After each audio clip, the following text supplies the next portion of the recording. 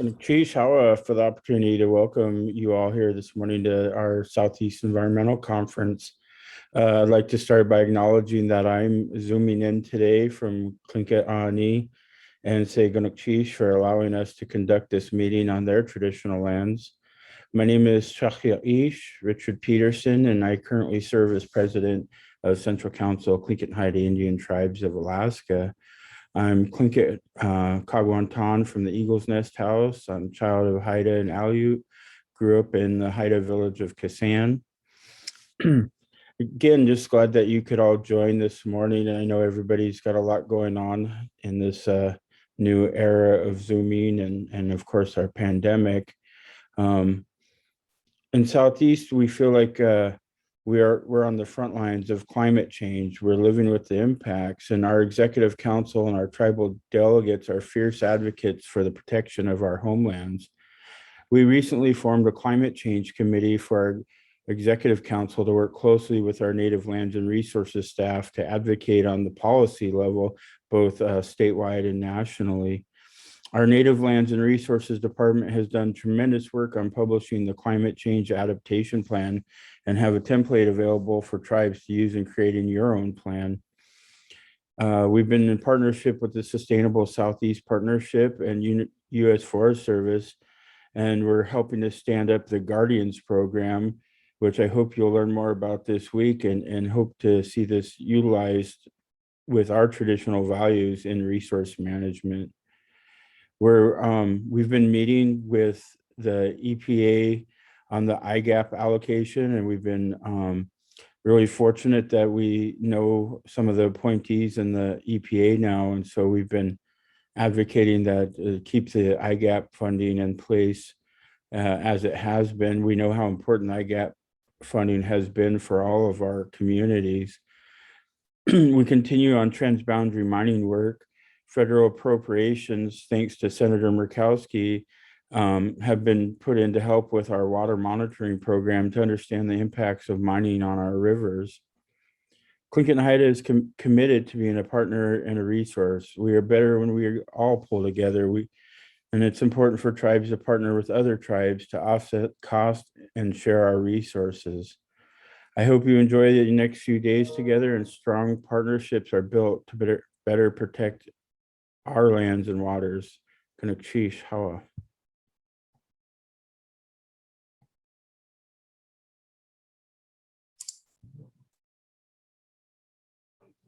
Awesome. Thank you. Thank you for joining us this morning as well.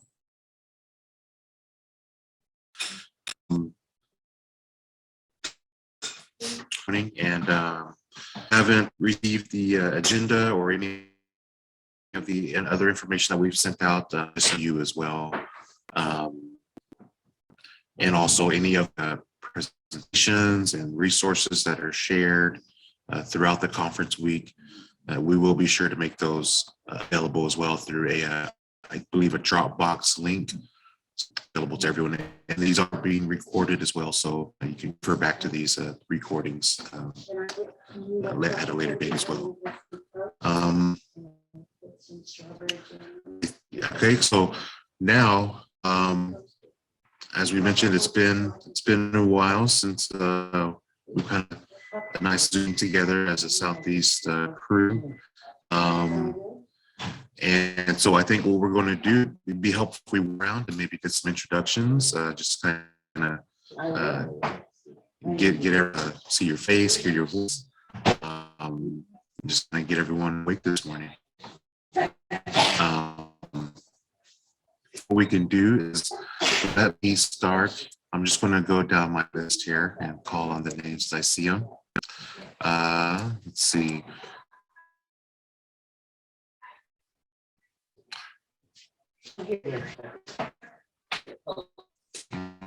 Right. And more.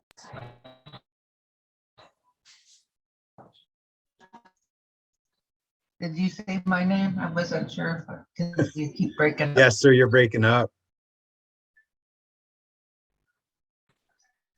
Did he call on me then? Yeah. Okay, good morning, everyone. My My name's Ann Wyatt. I work Yes. for the Cooperative Tribe and I'm the environmental director. Thank you.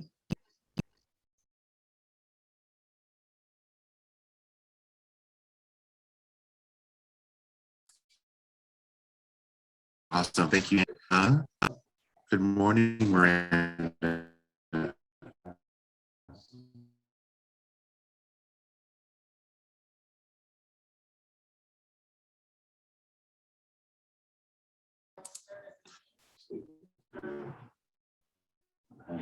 And if you don't have a mic, just let us know in the chat.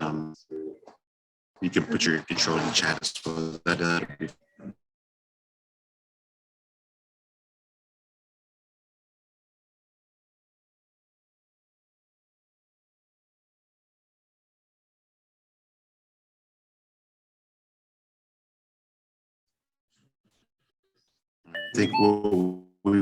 I think my internet is going in and out. Have Lindsey.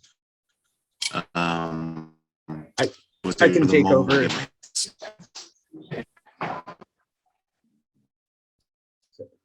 Good morning, everyone. I guess I'll introduce myself, then go down the line. I'm Raymond Paddock. I'm the environmental coordinator for the Central Council, Tlingit and Haida. My Tlingit name is Chris Satan. I am also the Region 10 Regional Tribal Operations Committee Chair. That said, I can go ahead and pass along as I see on my screen. Marco. Hi, good morning, everybody. I thought my internet was cutting out because I was having trouble this morning. Thanks everybody for attending. My name is Marco Banda. I am the Regional Resource Specialist for Central Council, Tlingit and Haida.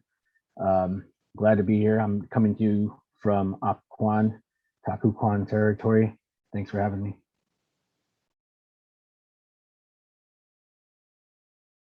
Thank you, I can Marco. go next. Sure, Kenneth. Good morning, everyone. This is Kenneth Weitzel. I'm a natural resource specialist with Tlingit and Haida. This has been 4 years that we've done SCCs. My first one was the one we did in Wrangell. So I'm really excited to be seeing everybody again, to be sharing our work, and to all of our new friends that we have. Thank you. Thank you, Kenneth. Lindsey.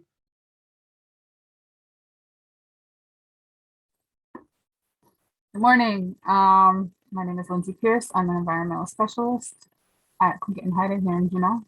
And thank you all for joining us. Thank you, Lindsey. I see Shannon next on my screen.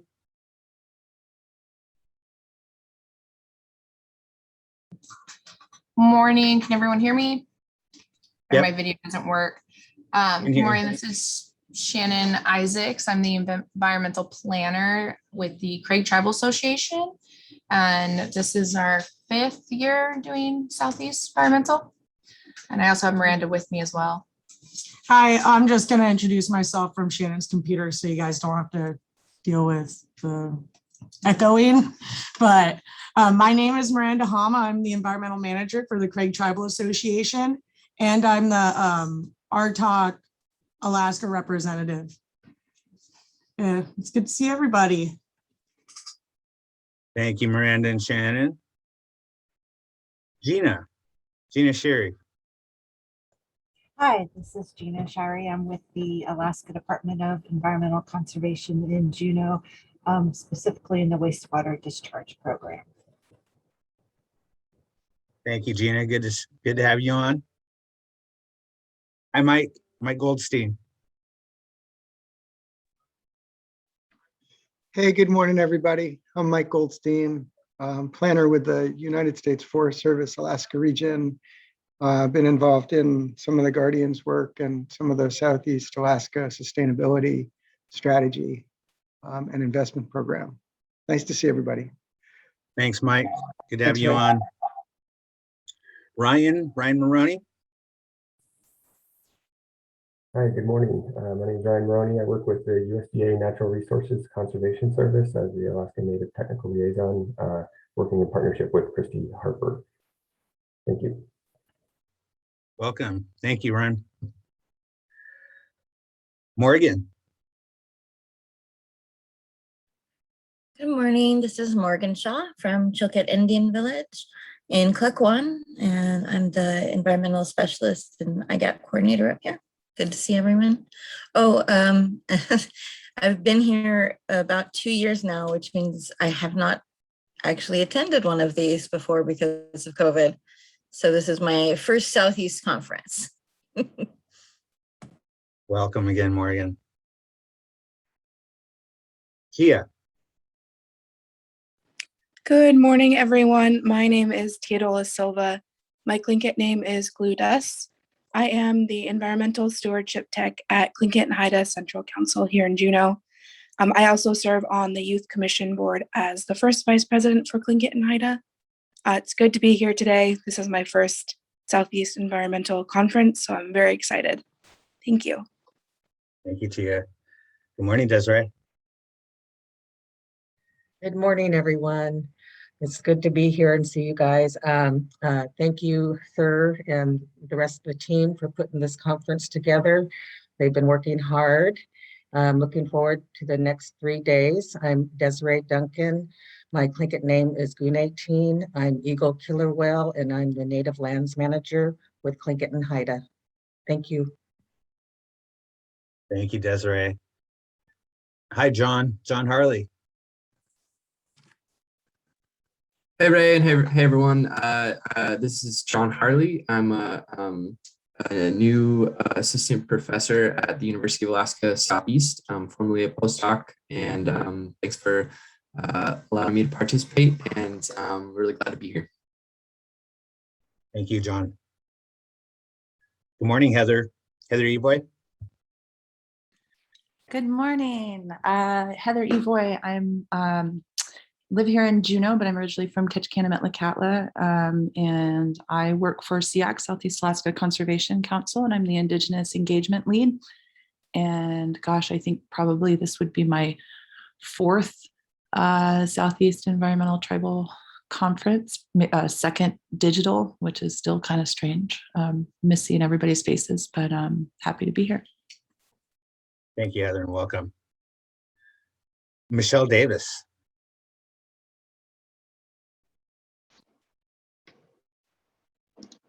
Hi, everybody. Good morning. I'm Michelle Davis. I am EPA Tribal Coordinator.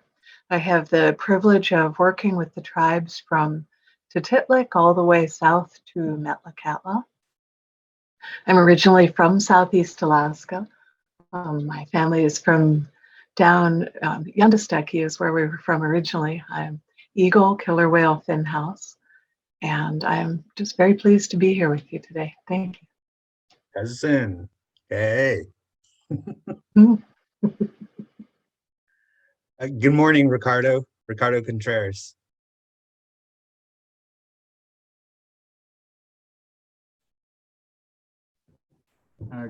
Hi, this is Jeremy. Ricardo is next to me. He does not have his mic, so I'll introduce him. Ricardo is with Hoon Indian Association. He serves as the IGAP assistant. Go ahead, Jeremy. Good morning, Jeremy Grant. I serve at Hoon Indian Association. I'm the IGAP program manager. Welcome, both of you guys. Thank you. Jessica Beam.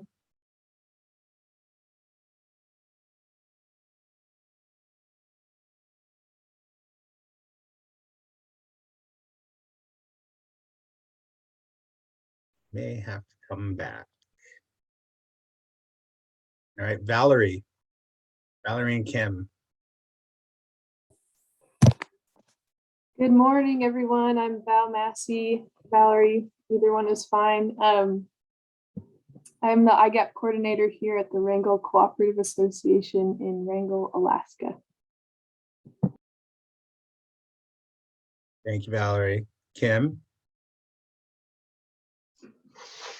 Good morning, everyone. I am Kim. I'm an IGAP technician with the Wrangell Cooperative Association. This is, I think, my 5th, maybe 6th Southeast Environmental Conference, and I'm really excited to be here this year. Thank you for hosting. Thank you guys at Wrangle. It's always good to see you guys. Tony, Mr. Gallegos. Good morning, everyone. I'm Tony Gallegos. I'm the Cultural Resources Director for Ketchikan Indian Community. Kind of work in the traditional tribal territory of the Sandiquan and Tandiquan peoples here. And happy to be here. I think this is number 5. I just came on board just after the conference had finished. And I was bummed because it would, coming to a conference like this, being new to working with IGAP in Southeast Alaska, this conference is a fantastic place to make connections, gain some understanding of what's going on. So if this is one of your first conferences here, even though it's better in person, as is everything, it is still useful to be here. So thanks. Thank you, Tony. I appreciate those words. Jason Schmidt. Good morning. My name is Jason Schmidt. I work at the Sitka Sound Science Center as a geoscience coordinator, and I mostly work on landside research here. I'm so grateful to be here. This is my first Southeast Environmental Conference. Thank you, Jason. Welcome. Can't wait for our presentation later this week. Dennis and Michelle, ICPOW Consortium.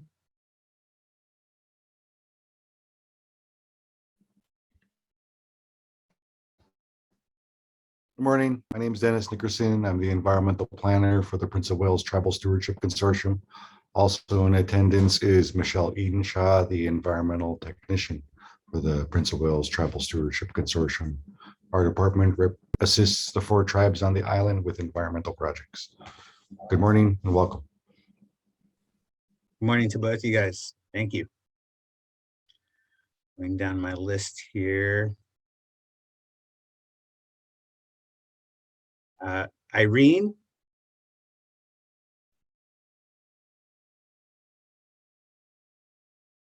Irene Lampy. Good morning. Irene Lampy here with Tlingit and Háw'aa Native Lands and Resources Department. I'm a realty specialist and my Tlingit name is Dewachi. I'm a member of the Dekding clan from Háw'aa. Thank you. Thank you, Irene. Good morning, Dom. Good morning. My name is Dominique Stitt. I'm the admin clerk for Native Lands and Resources with Tlingit and Háw'aa. Thank you. Thank you, Dom. Caitlin Lemieux. Hi, my name is Kaylin. I'm working for the Ketchikan Indian community as an AmeriCorps Vista for the year. So I'm really excited to be here and excited to be doing some environmental work with them. Welcome. Good morning, Gretchen. Good morning. My name is Gretchen Auget. I work for the Department of Environmental Conservation in the water quality section. And this is probably my 3rd conference. I work in the Juneau office and I'm happy to work with several of you folks on different environmental projects in the Southeast. Thanks.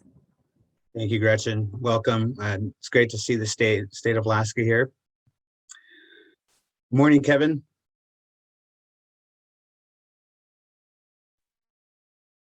Good morning. Can you hear me? Yep. Hey, my name.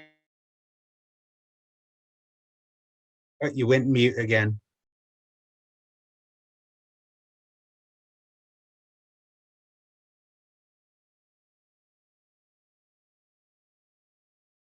Kevin, I think you're on mute again.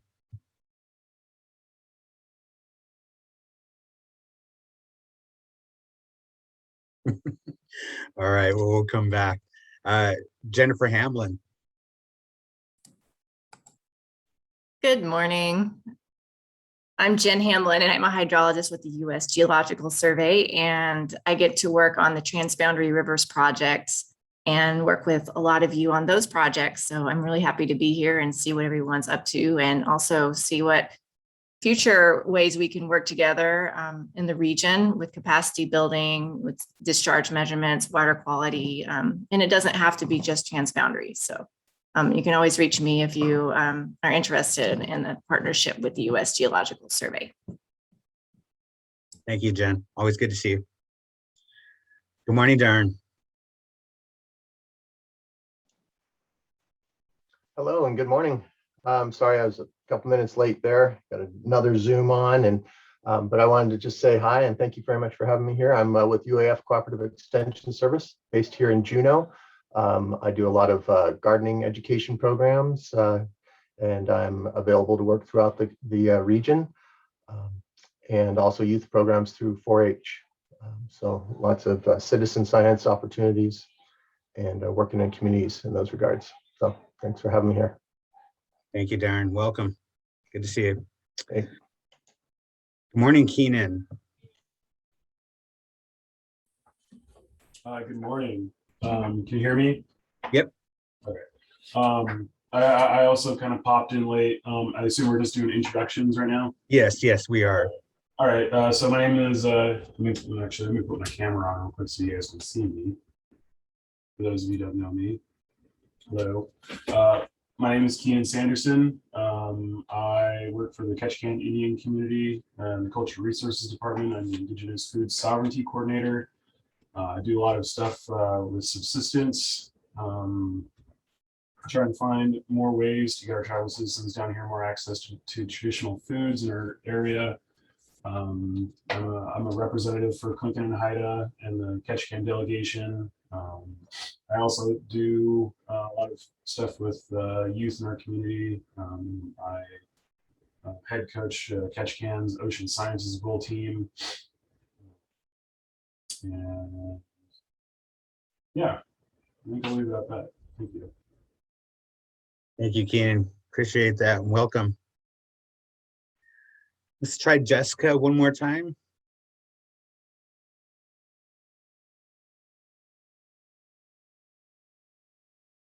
All right. Some people might have microphone issues or may not have microphone.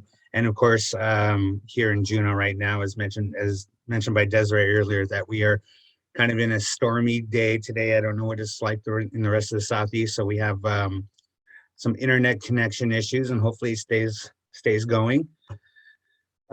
With that said, though, too, again, welcome everyone, and thank you all for being here. I know this is a tough time. It's been a rough couple of years with COVID, and I know many of us are wanting to get back in doing face-to-face work and being part of our conferences face-to-face, but we're really close. Just got to be patient a little bit longer. And definitely, I'm going to make the bold statement of saying next year we will be in person. But with that said, I also want to just take the time to thank you guys right now for being a part of this conference during this week. I know Zoom fatigue is a real thing for all of us, and it's something we've been all doing for quite a while. And I know we're anxious to get back to see each other, but again, I want to just thank you guys for taking the time to be a part of another Zoom conference and another Zoom meeting. And with that said, it's greatly appreciated. I'm not sure if Sir's Sir? Yeah, I'm still here. Can you hear me okay now? No, not really. You're Am I still cutting having out? some microphone issues. Yeah. No. Oh. No worries, sir. We got it. Really quickly, in the chat, I just wanted, I noticed Kevin Martin. It sounds like he might be having internet issues, but just wanted to put this out there that Kevin is with the Organized Village at Cake, and he is their IGAP coordinator. All right, well, I'm kind of surprised we made it through welcomes and introductions this fast. I guess that happens though during Zoom conferences. It's definitely different than in person. We're a little bit, we're 4 minutes ahead of schedule. And with that said, I guess if there's not anything else anyone wants to say, welcome or anything to that effect, we can move into our first presentation. I want to open the mic to the floor. If anyone has anything to say.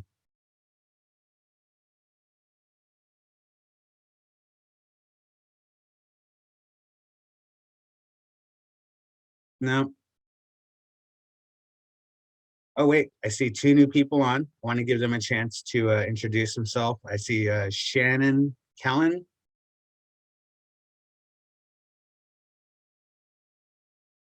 Three new people. Hi, I'm Shannon. I'm with Usda Tribal Alaska. I'm a lab analyst working on PSPs for the surrounding communities. Thank you, Shannon. And Cheryl Stows.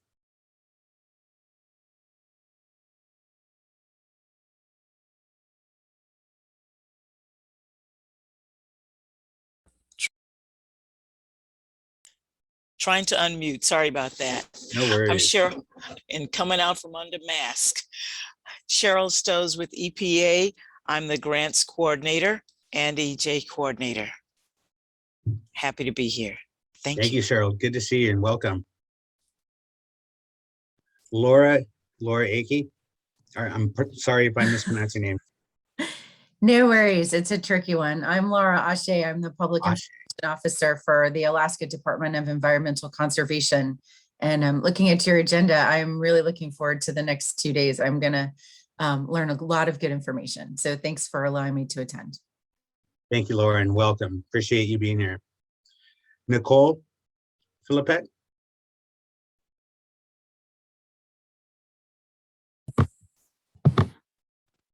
Hello, I'm Nicole Philippek. I'm with the Sitka Tribe of Alaska. I'm an environmental research technician. I started a little over a year ago, so I was with you folks for Southeast Environmental Conference last year, but I was new to the job, so didn't know too much about it. So this is kind of exciting. Thank you, Cheryl, or Nicole. Welcome too. Well, I appreciate again everyone being here. And with that, we can go ahead. Again, actually, really quickly, I wanted to open up the floor to anyone who has anything to say before we get into our first presentation.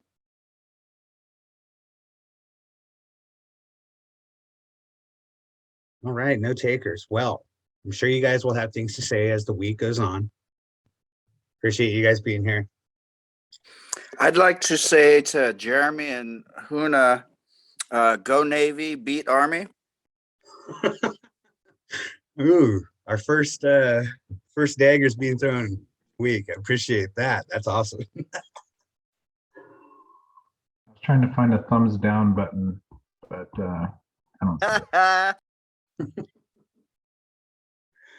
it. All right, guys.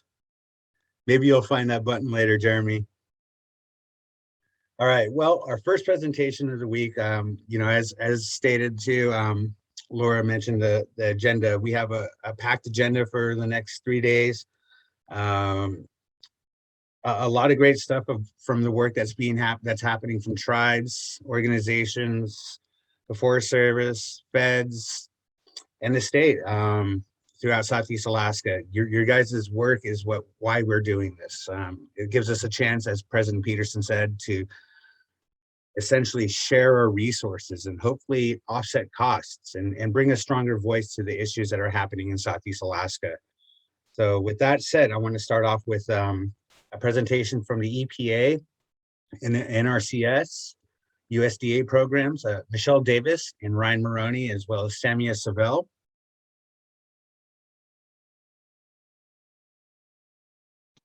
I'm not sure if you guys have a PowerPoint presentation, but if you do, Sir and Lindsey can ensure that that's shared. That sounds good, Ray. Let me get my screen shared, and I'm ready, and I'm very, very pleased to be here with you today. So let's see. Looks like I've got my usual issues with terrible lighting, but let's see what I can do to sort that out a little bit. I'm going to share my screen. And I wanted to talk to you today, in my role working with tribes throughout Southeast Alaska and also Cantwell and Titlik, Cantwell up in the interior, as well as working on tribal climate change issues. It's become really clear that food security and food quality are really significant issues throughout Southeast Alaska and the rest of Alaska. And so I wanted to talk with you about how Gaap can make a contribution to tribal well-being through waste reduction. And I will take approximately 8 minutes on this presentation. I'm going to zoom right through it, but zoom through it. Ha! But I'm have quite a bit to go over with you. Okay. So Gaap can't do everything, and I realize that. But if you use your Gaap grant well, and you use it for planning and program development, it can open the door for other federal funding. And so what I'd like to talk to you about today is Gaap's role with composting. And for those of you that are joining us, IGAP is the EPA's kind of most significant, largest program for federally recognized tribes. In Alaska, there are over 200 active Gaap grants. The Gaap program on the national level is currently in the process of updating the 2013 program guidance. Everything that I'm going to show you is based on that guidance. So just a thank you to Central Council for being involved in the process of updating the guidance, for being involved in the national consultations. Program guidance is incredibly significant to how a program rolls out and to how you are able as practitioners to implement it in your community. I'm here to talk with you about composting. Composting in the Gaap world is solid waste reduction, and it is an allowable activity under Gaap. Okay. Can you all see my screen okay? Okay. Why compost? First, to reduce solid waste. Some of the tribes have a significant level of food waste, not because people are wasteful, but because food can be old by the time it gets to the community. One community I work with had over 50% of the waste in their waste stream analysis was food waste. By reducing food waste, you reduce the tribe's greenhouse gas contributions. You help protect water quality by reducing leachate and runoff. You can make for a cleaner, healthier landfill with less bears, less birds. It's a good thing to do. And Gaap can help by you turn solid waste from a problem to a resource. You can compost as a waste reduction activity that can aid you in building soil. I heard on the gardeners' lunches that finding good soil is a real problem throughout Southeast. So compost can be a contributor to building soil. And you can educate the community. The other thing is that the cost savings for those communities that have to transship your waste, if you can divert food waste out of the waste stream, you're capturing a valuable resource and possibly helping to reduce the economic cost of operating the landfill. There's many different levels of composting. There's household composting, there's composting at institutions such as schools, senior centers, restaurants, community centers, or kind of municipal level composting. There's no one size fits all. Okay. So the first step to composting is to do a good assessment. Okay. To assess, is your community interested? Are tribal, how many people are willing? A community needs assessment will give you documentation that can support other funding requests and support your program development. And then a waste stream assessment is really significant. A waste stream assessment will tell you how many pounds per year are generated. They're allowable under your Gaap grants. And I've put some links in here, some EPA tools to assess food waste. I'm covering a lot of ground, so I'm going to move quickly and I'll stop for questions at the end. Okay. One of the places that many tribes like to engage for starting a composting program is at the school.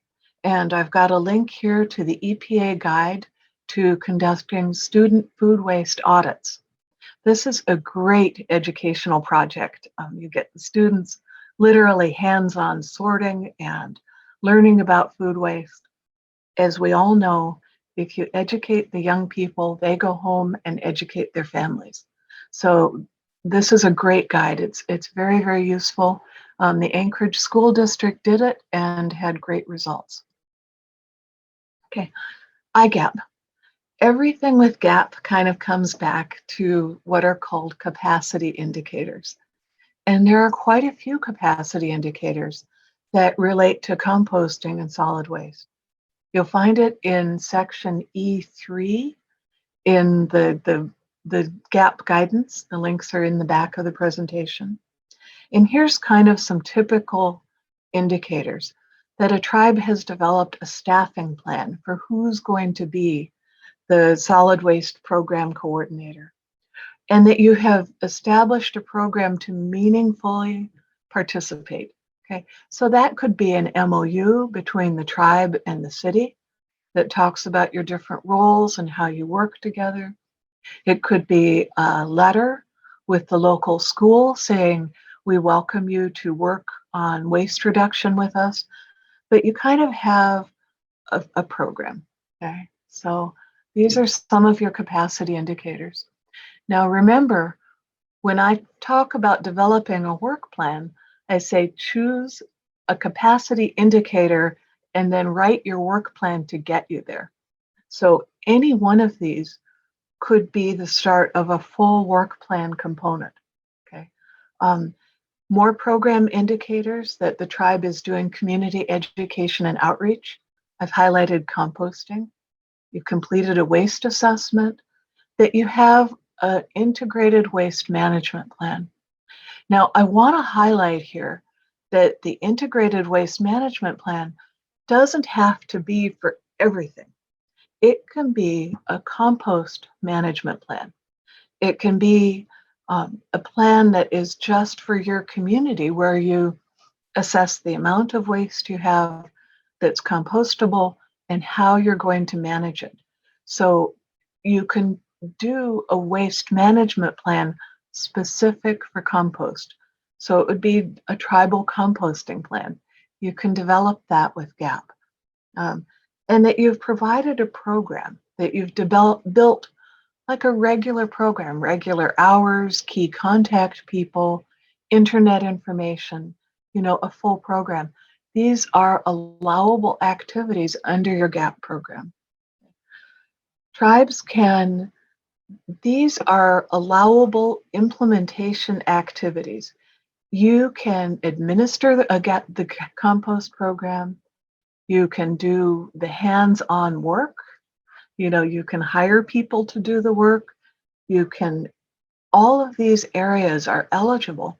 Gaap there's a lot that Gaap can't do, but Gaap can do this one piece of composting to help tribes to food security and improve food quality by providing a resource. Okay. So just a quick review, Gaap can help you set up a complete and functional composting program. Training, assessment, planning, tribal education, partnership building, and program implementation. I think it's really worthwhile to mention training. Composting is not always uncomplicated. Sometimes you have to adjust it, and I know that in Petersburg that Brandon has done a lot of work to get his compost products just right. So you can get education. You can send people for training. There's a lot you can do. Okay.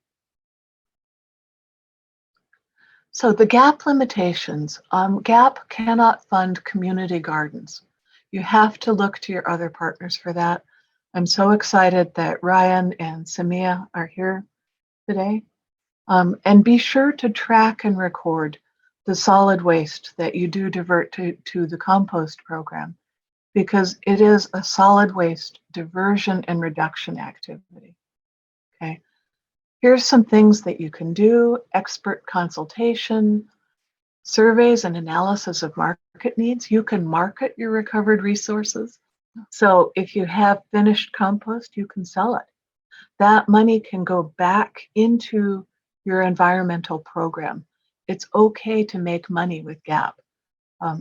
You can do some construction for building like a composting, what would you say, like pouring a concrete slab where you've got a place for it, or building the bins, hiring laborers.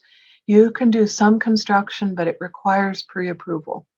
So you can do a lot of activities on composting as waste reduction. Okay. Equipment. You can purchase equipment for your composting program with your Gaap budget. We hope someday to have unmet needs funding available again, but you can re-budget during your work plan. You can put it into your requests. Gaap funds can be used to purchase composting equipment. It needs pre-approval. Remember, equipment is one thing that's more than $5,000. They become the property of, the equipment is the property of the tribe at the end of the grant. And we encourage you to use it on other federally funded grants. And supplies, little things, household composting bins, totes, shovels, things like that are also very allowable.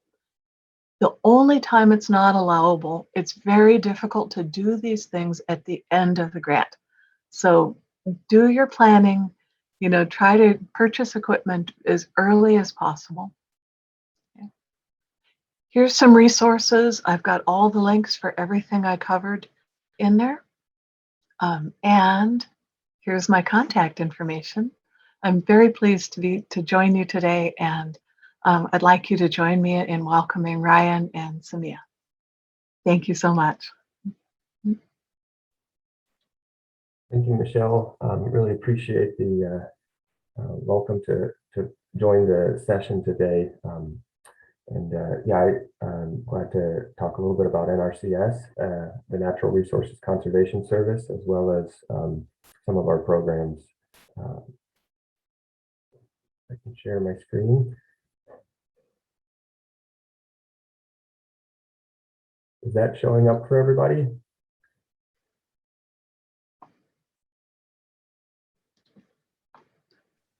Yes, that looks good, Ryan. Looks good. Okay, thank you so much. So yeah, this photo on the cover slide here is of a compost training actually that occurred a number of years ago up in Fairbanks at Calypso Farm. And of note, it was a great opportunity. We used some funding from the SARE program, the Sustainable Agricultural Research and Education Program, to support some tribal members just learning about composting. And as you can see, composting doesn't have to be on a large municipal scale. It certainly can be, but it can also be done just right in your backyard. And in this photo here, we have representatives from Ruby, Ed Sarton there in the middle, as well as Ed Alexander in the back from Fort Yukon. A number of other folks were able to come. And this was something that actually I had the opportunity to do in pair with another program that Heidi Rader, who's going to speak later on your agenda, we'll talk about her work at the Tribal Extension Canada Chiefs Conference. But at any rate, composting is great. It's something you can do on a big or little scale. And today I just want to talk to you a little bit about the Natural Resources Conservation Service, part of USDA, and how we might be able to help support your efforts. And unfortunately, Samia Savell, our district conservationist and Juneau point of contact, who I'm sure many of you know, was unable to join us this morning. So I'm going to be covering not only some funding opportunities that are out there from a national level, but also just general NRCS agency assistance that's out there for private landowners and operators. Before I do that, I just want to introduce myself a little bit. My name is Ryan Moroney. I serve as the Alaska Native Technical Liaison for NRCS. Basically, I try to help Alaska Native individuals and entities access USDA programs. I'm from all over. My dad was in the Navy, and so my family grew up mostly overseas. I went to high school in Japan and lived in Europe and number of other places. Prior to moving up to Alaska, I was in the Peace Corps. So my background is in biology, and I studied bighorn sheep there and how the herders in Western Mongolia manage their sheep and goats and yaks and how those shared pastures impacted wildlife populations. I came to Alaska in 2004 and moved to Bethel. And it was a great start and had an awesome opportunity to get to understand what it means to live in rural Alaska. And that was a very formative time. And that's how I got to start with NRCS and had the opportunity to do biology work as well as a lot of community projects working with tribes and really had a great career so far. Moved up to Fairbanks and worked in that region for a while, and then just a number of years ago moved down to Palmer at the state office, where I work directly for in partnership with Christy Harper, our Alaska Native liaison for the agency. Christy's currently, as many of you know, on a national detail, and so I'm filling in as an acting capacity right now. I love to get out in Alaska and fish, hunt, and with my family and friends. And so that's just a little bit about me, so you know who you're talking to. Oh, up in the top right too, that's a photo of me boating with Bruce Kane out in the Glen Allen area with the Háw'aa Intertribal Resource Commission, which is a tribal conservation district. I grew up on Navy bases sailing little small boats, and so coming to Alaska and getting to learn how to use motor boats, and it has been really fun. And so I really do enjoy getting out on rivers and traveling around. So NRCS as an agency, the Natural Resources Conservation Service, we got our start in the Dust Bowl period, and which is arguably one of the largest man-made environmental disasters from unsustainable farming practices. And so the agency got its start trying to work with individual land owners and operators to help them do things to conserve their natural resources. And the agency helps people help the land and works directly with promoting agricultural production, forest management, and also just environmental quality as compatible goals with working lands. So the agency, in order to provide assistance, we always fall back on our technical staff and training, and we work around a plan. And we all know this from most things we do, is that if you just chase money, if you just chase project ideas without having solid planning in place, you're just going to be spinning your wheels. And so I like to just show this slide to remind myself and also the audience that some of the best projects we've done really started with planning. And so I know what Michelle was talking about earlier about trying to formulate your plan and match funding, leverage opportunities. I think that's where some of these opportunities I'll talk about today, I think now is the time to think about them and then try to put your plan in place. So before I talk a little bit about the agency assistance, I wanted to talk about 3 different national grant and engagement opportunities that are available. And one is called the Urban Agriculture and Innovative Production Grant. The second is Community Compost and Food Waste Reduction. And then the third is Racial Equity and Justice Cooperative Agreements. So I'm going to briefly talk about each one of these and how you might be able to incorporate these funding opportunities into your project plans. The first is the Urban Agriculture and Innovative Production Grant. And a lot of times when we hear urban agriculture, we think big city, brownfields, that sort of thing. But And in reality, the way USDA is proposing urban agriculture is just really built around community food systems and food security. And from talking with Christy Harper, who's now at National, she's assured me that federally recognized tribes and native entities will be able to access these funds for projects in Alaska villages and in communities that are not necessarily considered urban by a census definition. So there's about $4 million nationally was distributed in 2021 this year. The proposals came out, or the RFP came out around May and closed in July, and they're built around projects that either plan activities to initiate or expand efforts of local gardeners in urban settings, and targeting areas like food access, education, business startup costs, and development of policy. So it's pretty general there in terms of the planning opportunities, and then implementation projects. Here you could do things to improve food access and collaborate with partner organizations to support infrastructure needs, emerging technologies in urban farming policy and implementation. So this is something that I think could fit into a larger plan for addressing community agricultural efforts, and composting is certainly part of that. Creating soil and or amending soil so that it works for you is something there. This funding closed this year, but there's a website at the bottom here where you can read more about this, as well as read about some of the selected applicants. This funding will be offered again next year, and so this is the time to plan if you'd like to try to take advantage of this. The next opportunity I'd like to mention is the Community Compost and Food Waste Reduction grant or cooperative agreement. This year, $2 million was awarded nationally in competitive grants. They're projects that support the development and testing of strategies for municipal compost waste and food waste reduction plans. So this is on a bigger scale than just backyard, trying to address food stream and waste reduction on a community level. Similar time frame, where this came out in May and closed in July, and we anticipate funding will be available again next year.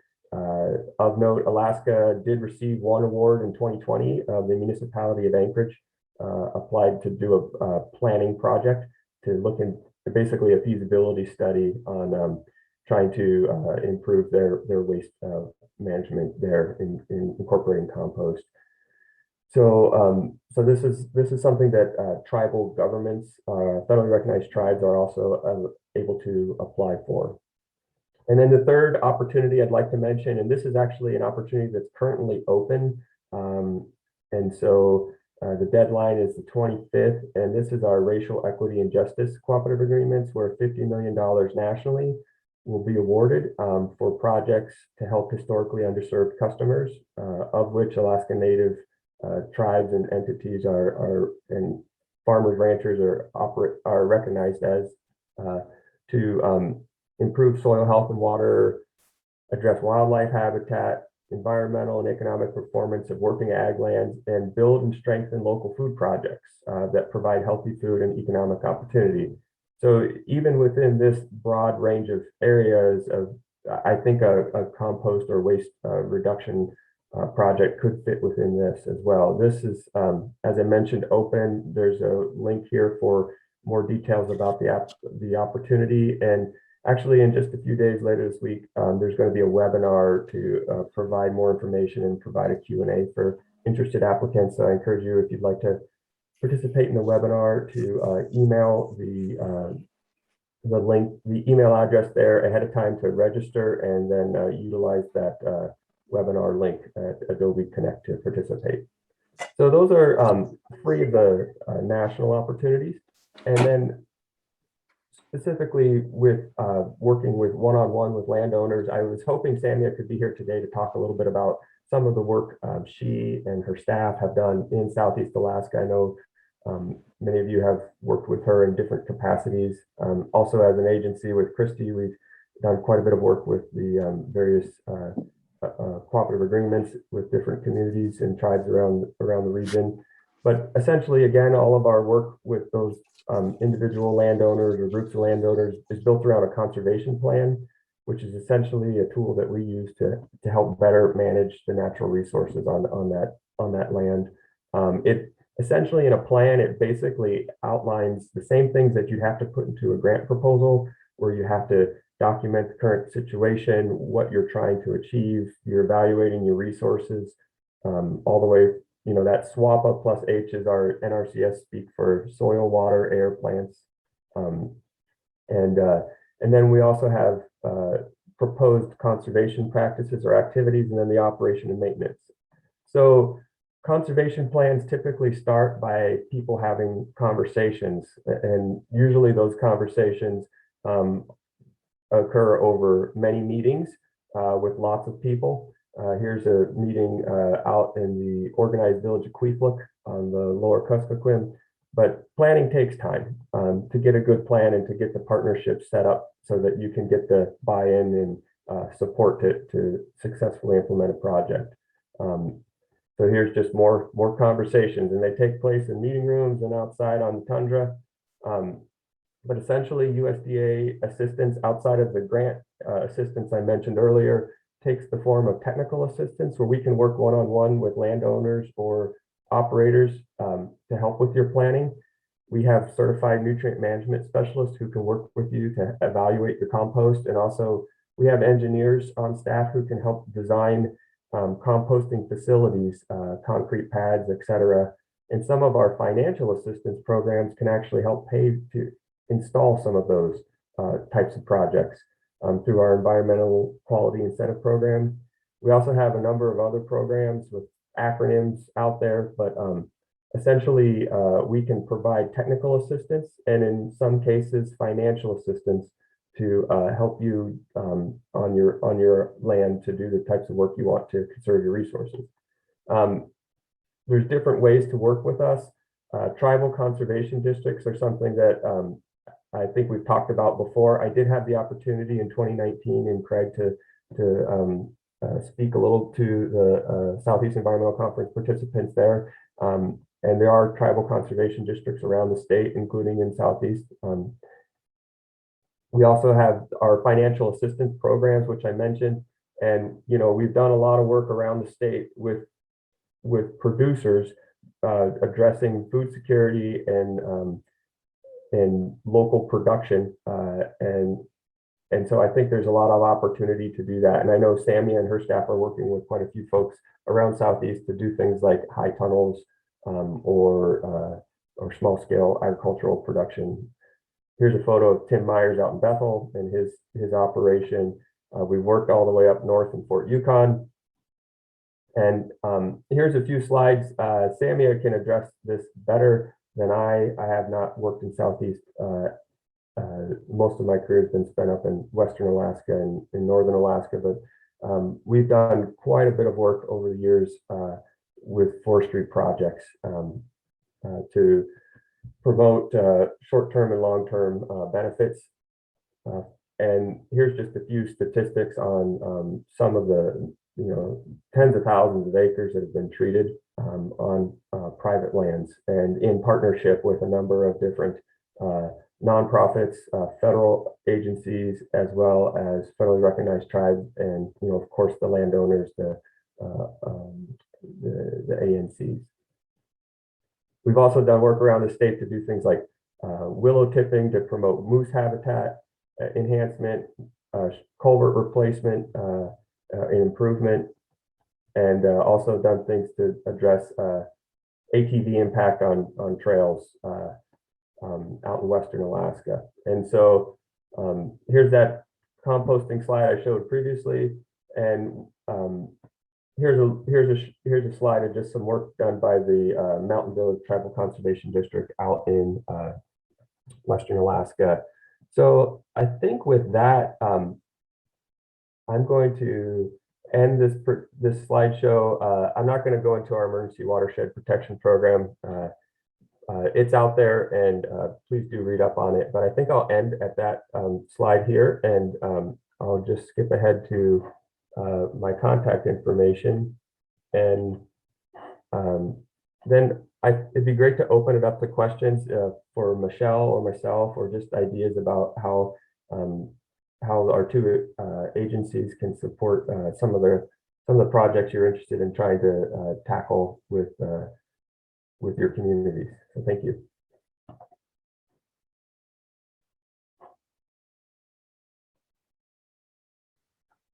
All right, Kenneth, go ahead.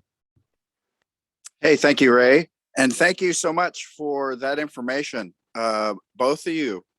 It's a technical question.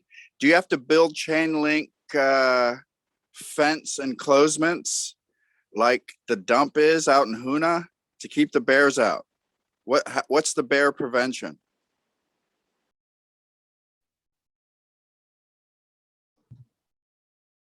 That's a good question. I personally, I'm not sure on the requirements. I imagine there's going to be a local municipal codes and requirements, and then there's also things that as you plan the project, NRCS, if we were supporting the technical design, we could work with you to try to enclose the facility. But that certainly is something to look at, both local requirements as well as our NRCS planning requirements, if we were to support the project.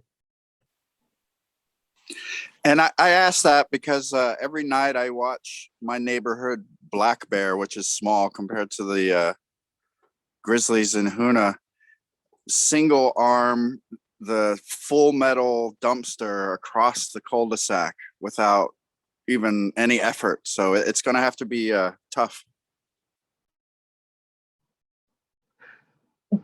So Kenneth, there's that I think would be something that you'd want to include in your planning process, right?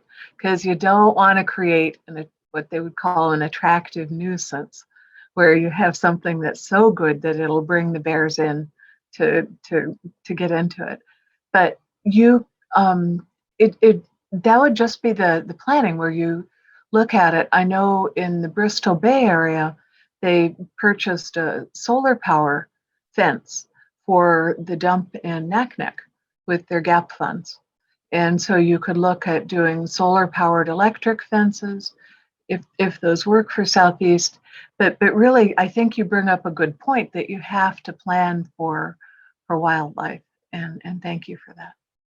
And ironically, we had a compost bear show 2 SCCs ago when it was in Juneau at the VTRC.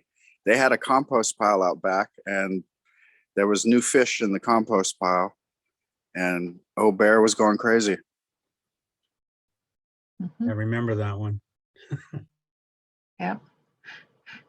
You really, I mean, it's important to think through these things because you don't want to further encourage the animals to come to town. So that would be part of your planning process, is how do you protect it and keep the public safe too.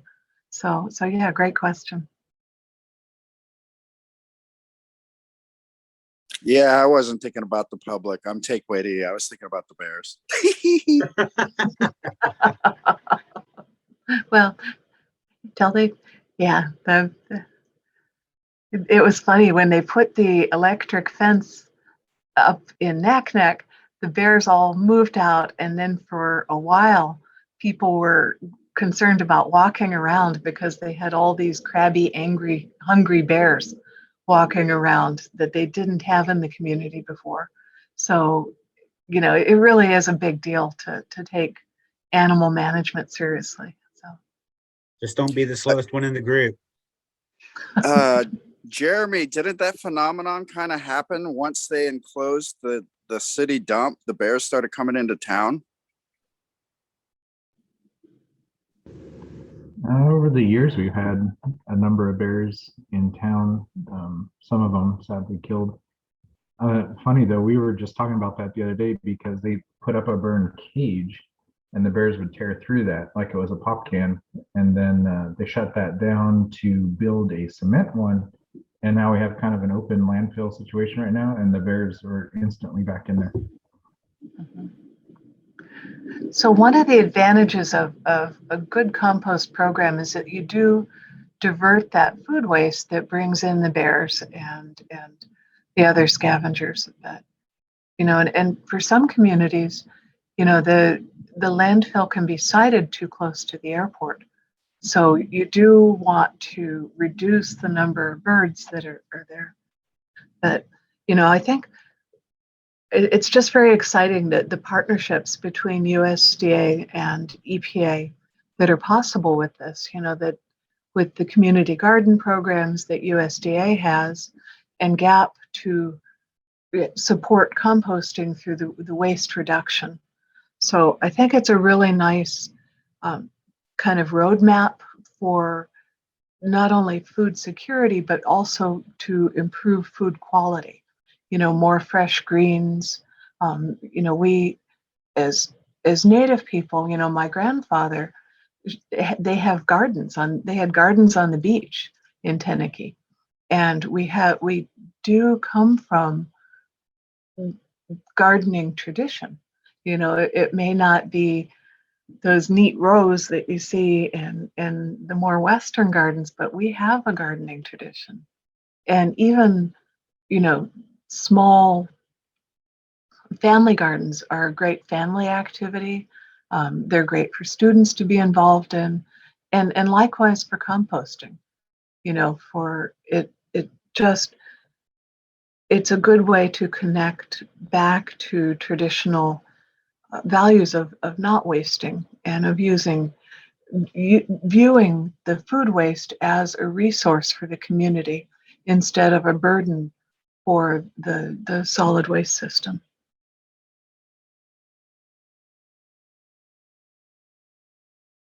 And I'm sorry too if I hijacked the conversation. I'm already implementing these plans. I'm already like, yep, we're doing this, and this is problem number one. Definitely not hijacking, Kenneth.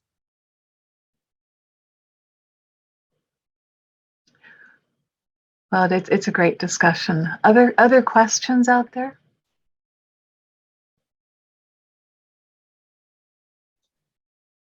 So pretty soon we're going to be. Oh, go ahead. Sorry, I do have a question. I could have raised my hand. I'm sorry. Hi. So I'm excited about compost heat recovery, and it's I think a great promise for the future of Southeast Alaska, potentially. And I understand that there's a unit that's been installed. I might be totally. I heard it secondhand that there's a unit that's been installed up in Yakutat, specifically for compost heat recovery. And I'd love to hear more about that if anybody knows about it. Otherwise, I'll chase it down myself. But the concept is just using that biological heat. And just for a quick snapshot on information on that is that we can pull the same amount of heat units out of the wood that is being composted as if we combusted it normally in a burning process, but as a byproduct, we get all the compost as well. So it's really a multiplicative advantage, and it's an excellent potential heat source. So compost heat recovery. So I don't know if NRCS has been getting into that or not, but love to kind of support that through extension and just in communities. So get a hold of me after the meeting, and I'll share the contact information for Yakutat Tlingit Tribe. I know that they purchased a large compost machine that is called Big Hannah, and they're still bringing it online. And that's been a great project, and I'm happy to share the contact information. But the heat recovery I don't know about, but I see that Ian has a hand up there.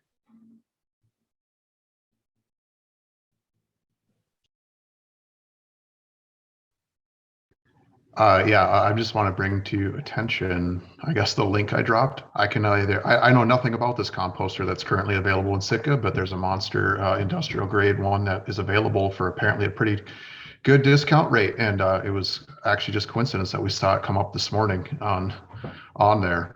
So I'm just posting it out. Huna has no intention of pursuing it, so I don't see any reason not to share it with y'all. But it's a big one.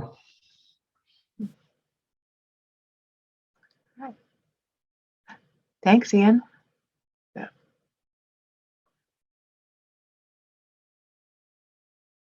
So you'll see when Sir sends out my presentations that I dropped in kind of the Gaap indicators, and pretty soon it's going to be work plan writing season again. And so for those of you that are developing composting in your activities, you can just take one of those capacity indicators and write your work plan to meet that indicator. So if it's to do a waste stream assessment, just write the work plan component to get you there. So I did all of those not just because I love a really boring technical presentation, but because I wanted to have those, you to have those so that you could incorporate them into work plan development. So, and I do love a good boring technical presentation. So, which was mine, by the way, not Ryan's. Ryan's was much better than mine. They were both great. I have a question, and this is kind of for everyone else out there, and I'm putting this out there just because I know that food sovereignty is an issue in Southeast Alaska, and we've seen it in some of our communities over the past year, especially during COVID. Cake being one of those communities that face that. But I'm asking you guys out here, the tribes, to see if anyone is interested in creating or starting their food sovereignty program. I know us at Tlingit and Haida, we're really kind of pushing that forward right now with our small greenhouse that we got. Well, not so small, but fairly small enough for us to kind of learn and using that to build on. But we're hoping to start to use the tribal conservation district that we got to kind of implement our food sovereignty program. And I'm just putting this reminder back out there to the other tribes that there's 5 other tribes on this Southeast Tribal Conservation District: Sitka Tribe, Wrangell, Petersburg, Klawak, Kisan, and Tlingit and Haida. And again, this is open to all the tribes in Southeast Alaska. And we are going to be getting our bylaws situated and of course sent out to all the participating tribes right now, and to kind of push the program forward, which will allow us to start moving into being able to apply for funding. But I also want to put out there though too that being a part of the Southeast Tribal Conservation District does not limit yourselves to creating a community-wide one for your tribe in your own community. So with that said, I'm putting that question back out there again to see if any of the other tribes are interested in creating their food sovereignty program through the conservation district or any other means.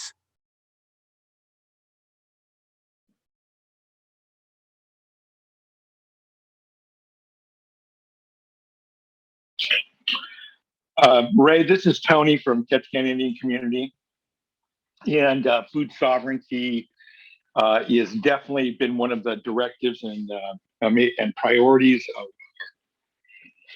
of our tribal council, and that's why we brought Keenan, who's on this call, on board. Yeah, remember his title, it's an Indigenous Food Sovereignty Specialist. We've been focusing on the subsistence, hunting, fishing, gathering component of it, as opposed to cultivating and community gardens and composting. But it needs to be a little more holistic. We're in the process of trying to begin to write a plan, a food sovereignty plan, and that's in process now.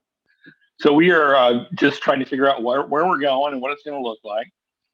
We are also, Kaylin, who is our Vista AmeriCorps person, one of the things I've tasked her with is working with our tribal conservation district. So we're not currently, as of yet, we're not members of the Southeast Regional Tribal Conservation District, but we do have our bylaws set and our MOU with the Secretary of Agriculture, but we haven't really met and gotten our tribal conservation district off the ground. So we want to, over the next 6 months to a year, we are kind of at the same kind of in parallel tracks with what Tlingit Haida is doing, trying to actually activate our tribal conservation. And I definitely know food sovereignty related issues are a big one. We want to be able to tap into the USDA various programs that can assist us to diversify our funding. And that was the biggest sell for our tribal council, is that by participating in this, we'd be able to tap into additional resources that would address their concerns, especially when it came to subsistence and food sovereignty, where EPA can't so much. It has limitations. So anyway, I think I recommend everyone be involved in a tribal conservation district. We're trying to get ours off the ground, and we can continue to work with Háw'aa and the other tribes that are trying to address food sovereignty issues. But we are, again, in the planning stages. Anyway, that's about all I have to say right now. That's great to hear, Tony. Thank you. And Keenan, great job as well out there. Again, this is something I know that is of the utmost importance for us at Lincoln and Háw'aa, and I think the other tribes as well. Getting food up here is becoming harder and harder, it seems, and it's costing more. And this is will be a testament to our own self-reliance here in our region, and I'm hoping to see that we can see more collaborative efforts across that path. Ray, let me just bring up a couple things just for everyone's knowledge. KIC is going to be again pursuing rural status. Right now, we're considered an urban area, and so we don't qualify as federally recognized subsistence users, and that limits our ability to address our food sovereignty issue. Right. So we are definitely involved in advocacy and policy related issues. And again, one of the big tasks Keenan's been working with is policy. So we've got like 50 comments on the fish board, different recommendations that have been submitted, and we submitted about 8 ourselves. A lot of these are addressing food sovereignty, subsistence, and access to the resources. Well, lucky you guys. I know that's something that we don't have the luxury in Juneau to do. Dennis, I see your hands up. Yeah, good morning. I was trying to jump in on that webinar last week on the Southeast Alaska Sustainability Strategy. And with Prince of Wales's Tribal Conservation District and our Stewardship Consortium, we're trying to figure out ways to work them both hand in hand. And, hearing about the food waste that's being generated on our island and the amount of areas that we're working to conserve and improve habitat, not only for salmon, but for other wildlife. We're trying to come up with innovative ways, and there's so much emerging technology that, there's a comment period for the sustainability strategy, and I encourage tribes to look into that. And, we came up with a project once. We're going to throw our name in the hat for this, and hopefully we'll be able to be presenters, not only for effective forest management, but also for managing food waste. And, if this project does get funded, we're going to be able to let this, benefit other tribes in our region and Alaska. So that's one thing that's coming up. And, a lot of this was made possible through our TCD and what's going on in the Kawak Lake, and with our Indigenous Sentinel being out there, we've been able to come up with some pretty innovative ideas. So that's a really, I just wanted to encourage everyone to look into that. Thank you. Thank you, Dennis. Good plug. Appreciate that. We have time for one more question and comment, Ian. And then after that, we're going to move into our next presenter, Carol Fletcher with Organized Village of Kassan. I appreciate all the interaction. So thank you guys. Ian? Yeah, maybe my comment will be a little bit in closing, which is nice. But so I just want to give some foreshadowing that at noon, I'll be presenting on some stuff around the Hoonah Native Forest Partnership. And essentially what I want to present on is in line with what Dennis is talking about. And we'll go into some of the programming that Ryan alluded to around forestry practices. And I just want to, spoiler alert, essentially offer myself as a hub to talk about community forest practices and how communities can tap into these opportunities coming down the pipe and thinking about their local land stewardship. Awesome. Thank you, Ian. That said, now, again, I greatly appreciate the interaction. this is the kind of stuff that we need to be discussing throughout our region. And with that said, I'd like to thank Michelle and Ryan for their presentations today. Greatly appreciate you guys.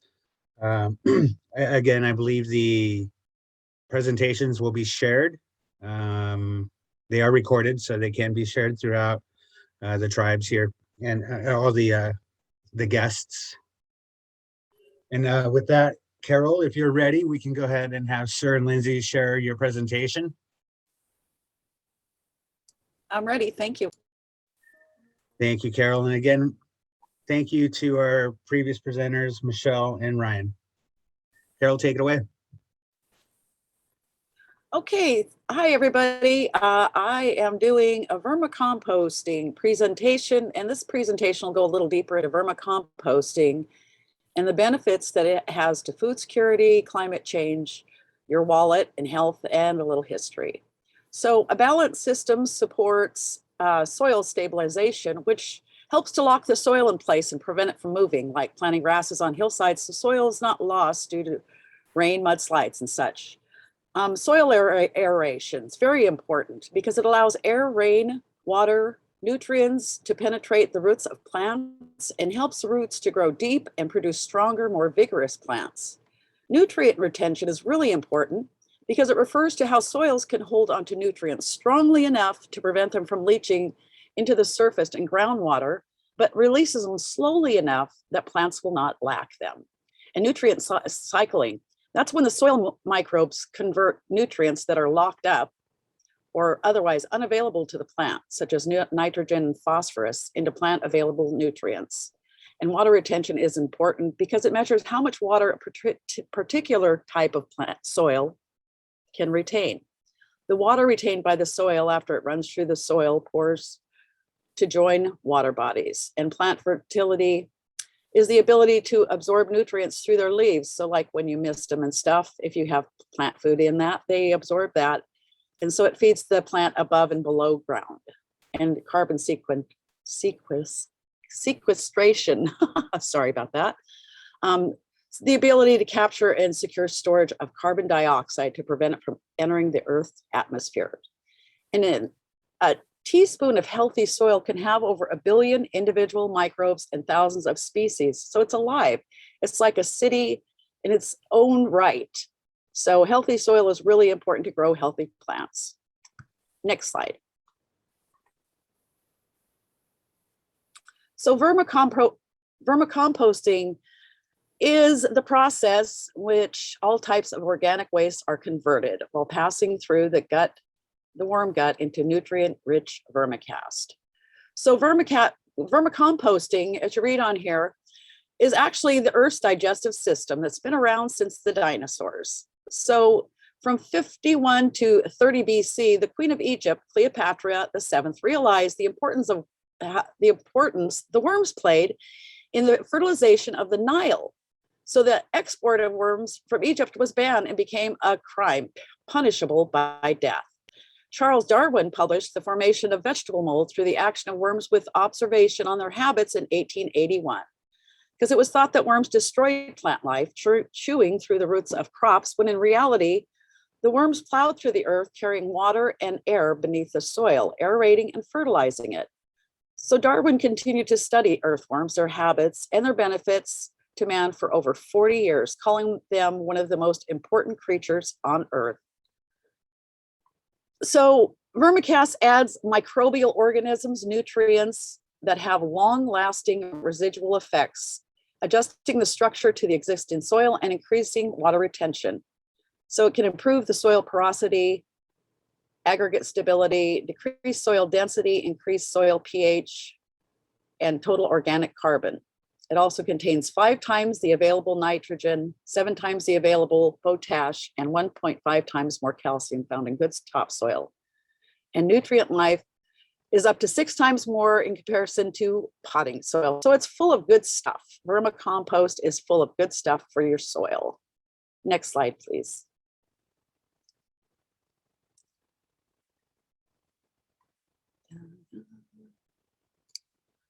So why vermicompost? Well, the main reason is to recycle food waste, period.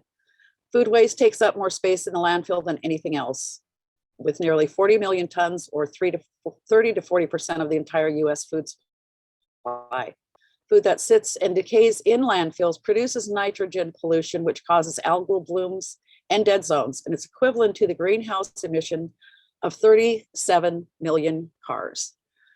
So on here, I have all kinds of reasons to vermicompost. I enjoy it because I enjoy seeing my food waste turn into a black gold that, wow, when you add it to the soil of your plants, it just makes them go crazy. And not just on top, but also their roots. It really helps their roots. Okay, next slide, please. So starting your worm farm, it's pretty easy. You can use totes. You can buy one online. There are many different styles and forms, all depending on your living situation. You can do it in your apartment if you want to. I do it in my cabin in the wintertime because it's really cold outside and I like to keep my worms healthy and warm. So this one here was one of the one on the screen here is one from back in the early 2000s that Gaap had purchased and done an earthworm vermicasting project. And I found it and I pulled it out and I've got some worms and I made a worm bed. And so right here basically are the simple instructions on how to make a worm farm. It's pretty easy and it's pretty easy to maintain as long as you make sure, check it once a month. Make sure that there's not too much water, but there is, it's nice and damp. So your food scraps can go in there and you bury them in the bedding. Okay, next slide, please. So when you're preparing your worm bin, make sure the bedding is fluffy. So when you, after you've drilled your holes and cover the bottom with the screening and put your big tote on top of the large ones so you have drainage for them and you add your bedding, make sure the bedding is light and fluffy. I just take strips of paper, dampen them and just put them in there, throw them in there. And you can add some soil. I like to add some just native soil to mine because then that way it puts in native nutrients and microbes that are native to Alaska and native to what I'm growing here.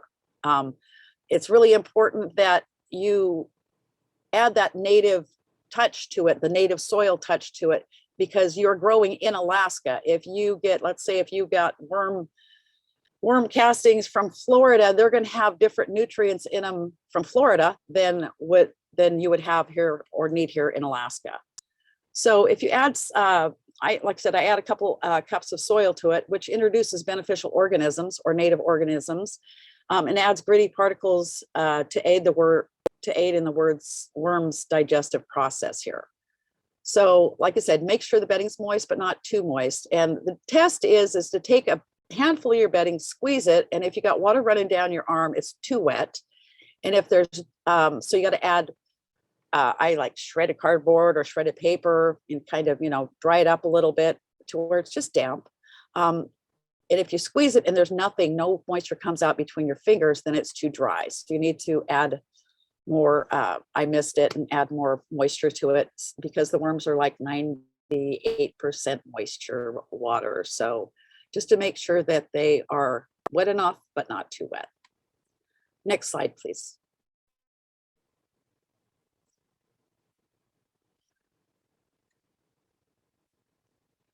So the best thing to feed your worms is basically plant-based foods, like grains, fruits, and vegetables, since plant matter is filled with nutrients and vitamins that the worms need.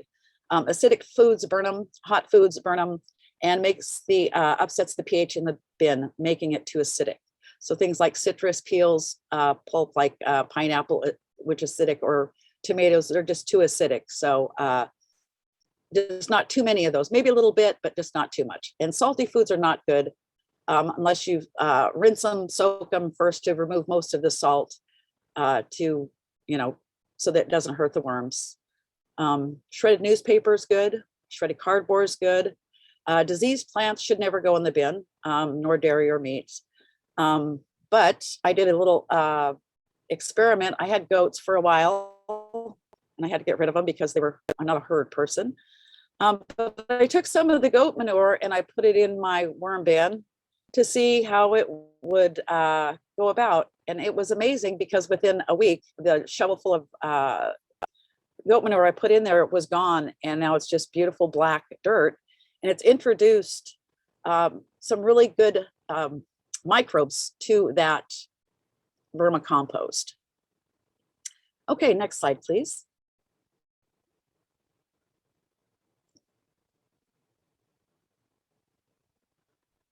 So feeding your worms, it's usually best to do it once a week. You can, if you have, like I have the bin, you can do it on one side or the other. The worms will go wherever the food is. And I like to bury all of the food scraps because it keeps the fruit flies down. And I usually cover my bin and the stuff in the bin with damp cardboard. I just lay it over the top, make sure it's nice and damp. And then that way it keeps it nice and cozy for the worms. It's nice and dark. And then they'll eventually eat that cardboard. So adding your food scraps, like I'd say once a week would be good, all depending on how many worms you have. If you have a pound of worms, so 7 pounds of food a week would be about right. So putting it in there and burying it. And then, like I said, I also dead plant leaves. Anything plant-based that I have that is not good, I add to my worms. But yeah, once a week is really good. And make sure you add shredded paper too, along with your food, because they need carbon also, carbon and nitrogen. They need all food groups. Okay, next slide, please. So the ideal temperature to keep your worm bin is between 55 and 75 degrees. You don't want it too cold because they will freeze. And the eggs will freeze, and I've found that they will come back. The eggs will come back and the babies will hatch. But this is the ideal range for the worms and when they are most productive. So want to keep it nice and comfortable. You don't want it too hot because they will definitely cook the worms. And if it's too cold, sometimes your worms may congregate together into a ball to keep each other warm. And making sure that your bedding isn't too wet or too dry. And I would suggest doing a monthly test on your worm bed or once a week to make sure that, you know, the maintenance, it's just right for them. So yeah, you can add shredded cardboard to an over moist bin, really helps. And like it says here, I like to go through my worm bin once a week just to see how they're doing, and adding all that good stuff when I add that good stuff in. And they're doing great, and it's so easy. It is just so easy. When you go to take the worms out or, you know, clean your bin and stuff, it's a little dirty work, but it's still a lot of fun. Okay, next slide, please.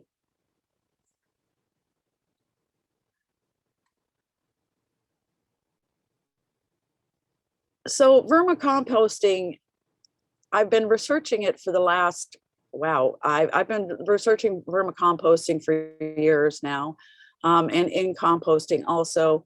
And I found that vermicomposting is actually gaining popularity to recycle garden waste, municipal solid waste, animal waste, and domestic waste.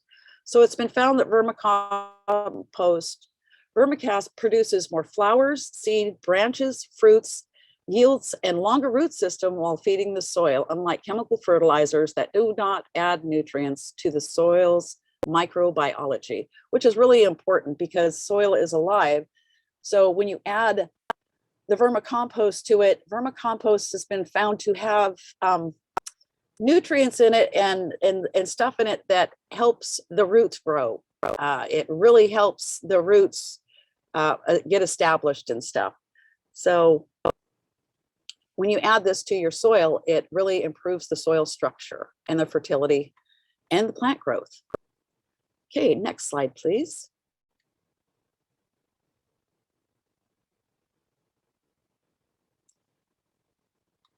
So this was my office experiment before COVID. I had a spider plant and I had put the little baby in a yogurt cup, and I it grew.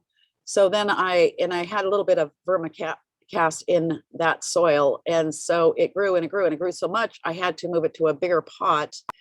And once again, I added more vermicast to the soil. And I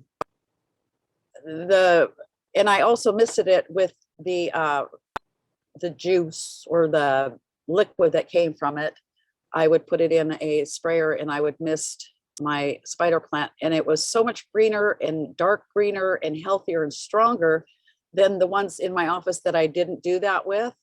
And it really made me realize that, you know, if you feed your soil, that it will feed the plants, which feed you, and it's healthy. I mean, this plant was really healthy. And they have found that the more nutrients you put in your soil, the more nutrients are in your food that you eat. So this little experiment here was just, it just really amazed me. So next slide, please.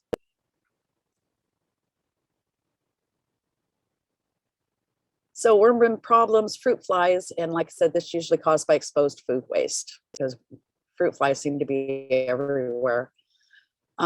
Smelly, if it's smelly, you probably put too much food in there. You probably need to not put so much food in there because you're overfeeding them. Worms breathe air, so too much moisture will drown them and too little moisture will dry them up and they will die. So, and if you have too much food, it'll also bring mold and stuff like that. So worms will be leaving the bin. I've had worms leave my bin because it was too hot in my office. And if you have too many worms, they'll be leaving the bin too. And if there's too much moisture, they will drown. So you have to, that's why I say maintaining your worm bin, you need to check on it to make sure that it's, you know, not too hot, not too cold, not too dry, and not too wet. Okay, next slide, please. So in my research on vermicomposting, composting, I look into chemical fertilizers too, which are really great for a really fast fix. But Mother Nature is not like that. Mother Nature does things nice and slow, and she does it with purpose. And they found that too much of your chemical fertilizers will, of course, burn your plants. And it also tends to kill the microbes in the soil. And that's why you have to keep on adding chemical fertilizer. Whereas if you use a natural fertilizer, they work with Mother Nature, which slowly releases the nutrients that the plants need. It feeds the microbes in the soil. And so your plants are stronger, not only on top where you see this beautiful, you know, plant blooming on top, but also in the ground and the roots. The root system is really important because it's what feeds the plant, of course, which feeds the vegetables or the fruits that you're eating. And so all the nutrients that are in the soil go into the plant, and when they go in the plant, they of course go into your fruits and your vegetables. So the more nutrients you have in your soil, the more nutrients you have in your food, which is really important nowadays because they have found that 50 years ago in comparison to today's food, the mineral content was 50 times greater than the present day levels. So our food isn't near as nutrient as it used to be 50 years ago due to, not feeding the soils correctly and using chemical fertilizers on a lot of food that we buy. So feeding our soil that feeds our plants that feed us is really important. I believe in the step to not only good food, but food sovereignty and climate change too.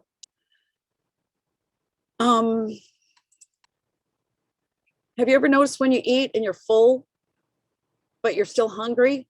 So in 1936, it was written by the US Senator in Florida, the alarming fact that foods, fruits, and vegetables and grains now being raised on millions of acres of land that no longer contain enough of certain needed minerals are starving us no matter how much of them we eat. No man of today can eat enough fruits and vegetables to supply his system with the mineral salts he requires for perfect health because his stomach isn't big enough to hold them. In other words, the cultural foods we are growing in large fields with chemical fertilizers, pesticides, all end up in our gut. And therein lies another problem. Therefore, food security is in our hands to grow food naturally, with nature, and filled with the nutrients we need to have to be healthy people. Okay, slide 13, please.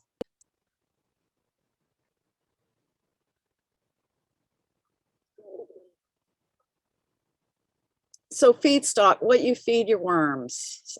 Studies have been done with vermiculture and feedstock, or what you feed your worms. It's been found that vermicast from cow, goat, and chicken manure has more nutrients than vermicast from a plant base alone.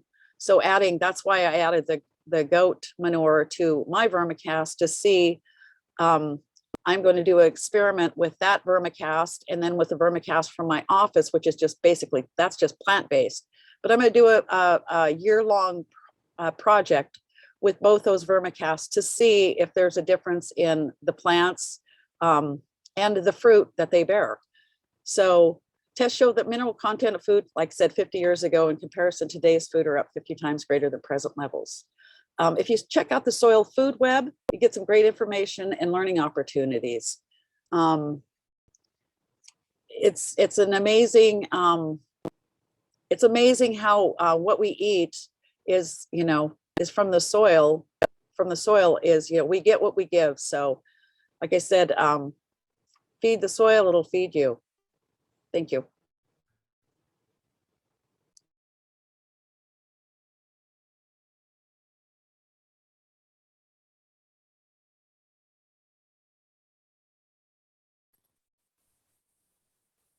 All right, does anybody have any questions for Carol?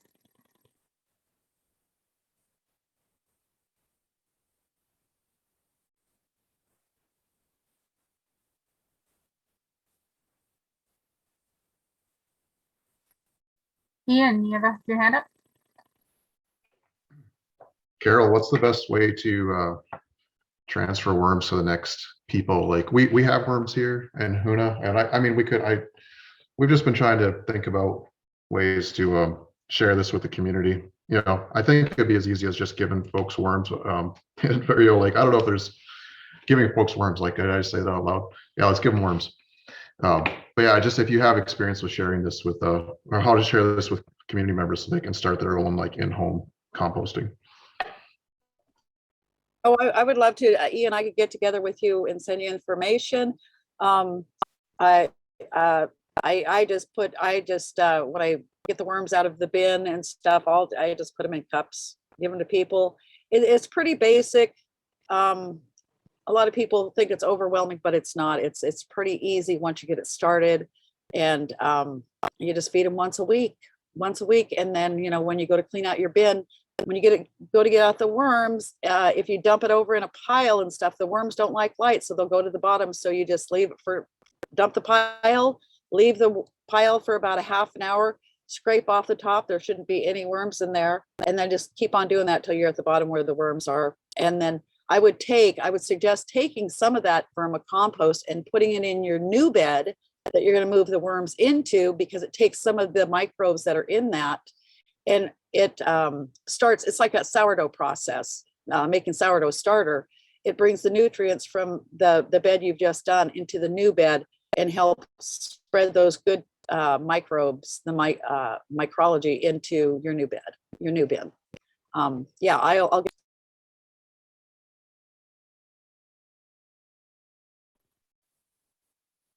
You cut off a little bit at the end there, Carol. Yeah, I told Ian I would get with him and send him some information so he could I'll give you flyers that you could give with with the worms. So then that way everybody kind of knows what to do and how important it is, and how it just really makes sure your garbage isn't.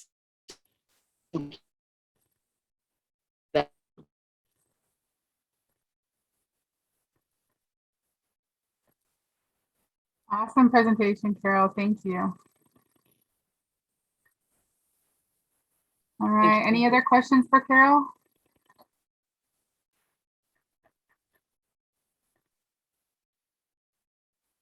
All right. Michelle says we have a worm bin at our house. They take care of all the vegetable scraps. The garden has never looked so good. Got a lot of compliments in the chat, Carol. All right, up next we have John Harley. John, are you ready? I am, yeah. Yeah, let me share my screen. Let's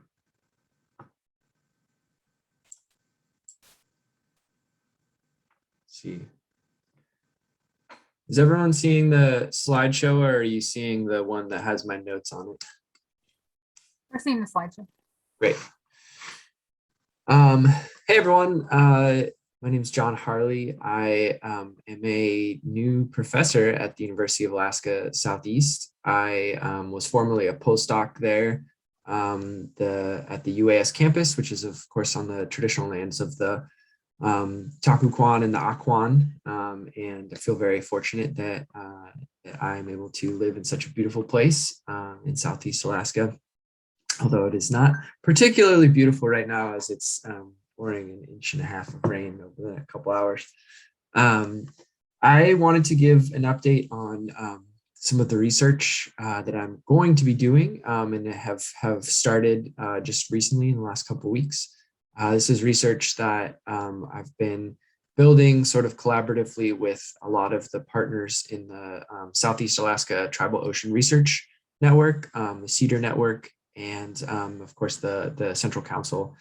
So big thanks to Ray and Lindsey and Sir and Kenny.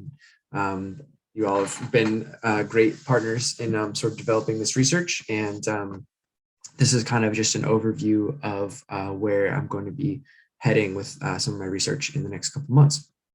So I've traditionally focused on analyzing some of the data that the CEDAR network has been generating with respect to their harmful algal blooms, or HABs. This is going to be a little bit of a blitz through some of the harmful algal bloom data. I'm not used to being kind of the first person to present as part of the CEDAR network. So usually people have had a little bit more exposure to harmful algal blooms and some of the data that CEDAR has been generating. But I'll do my best to represent the network and show you some of the data. So CEDAR, the Southeast Alaska Tribal Ocean Research Group, most of you I'm sure are familiar with it. It's a collaborative network of tribes around Southeast Alaska and gaining ground in other parts of the state as well, that are collecting data that are relevant to a lot of different aspects of ocean health, but primarily in relationship to harmful algal blooms, specifically the ones that produce paralytic shellfish toxins, which can cause paralytic shellfish poisoning or PSP. So CEDAR's collected a lot of data. They started collecting data kind of in earnest in about 2015. And this is all of the data from blue mussels since the network started collecting data continuously. I like to look at blue mussels. I know they're not everybody's favorite shellfish to eat, but they do a really good job of taking in the toxin quickly and then excreting it quickly once a bloom is done. And so that makes it really good for modeling purposes. We can be pretty confident that when we're seeing these really high concentrations that the toxin is, or that there's probably a harmful algal bloom happening. And as you can see, based on these data, there is a seasonal pattern here. So we do typically see blooms in the summertime. It can start as early as April, and we typically see blooms usually wrap up by about September. There are, of course, some exceptions to that. We've seen blooms on Prince of Wales in November. We've seen blooms happening in the southern Southeast, like in Ketchikan in March. And so this is something that I've been working with the last couple of years, and I've been trying to sort of generate some models that are trying to predict when and where these blooms are going to be happening. One thing I've been curious though is the network has been extremely successful in generating all these data.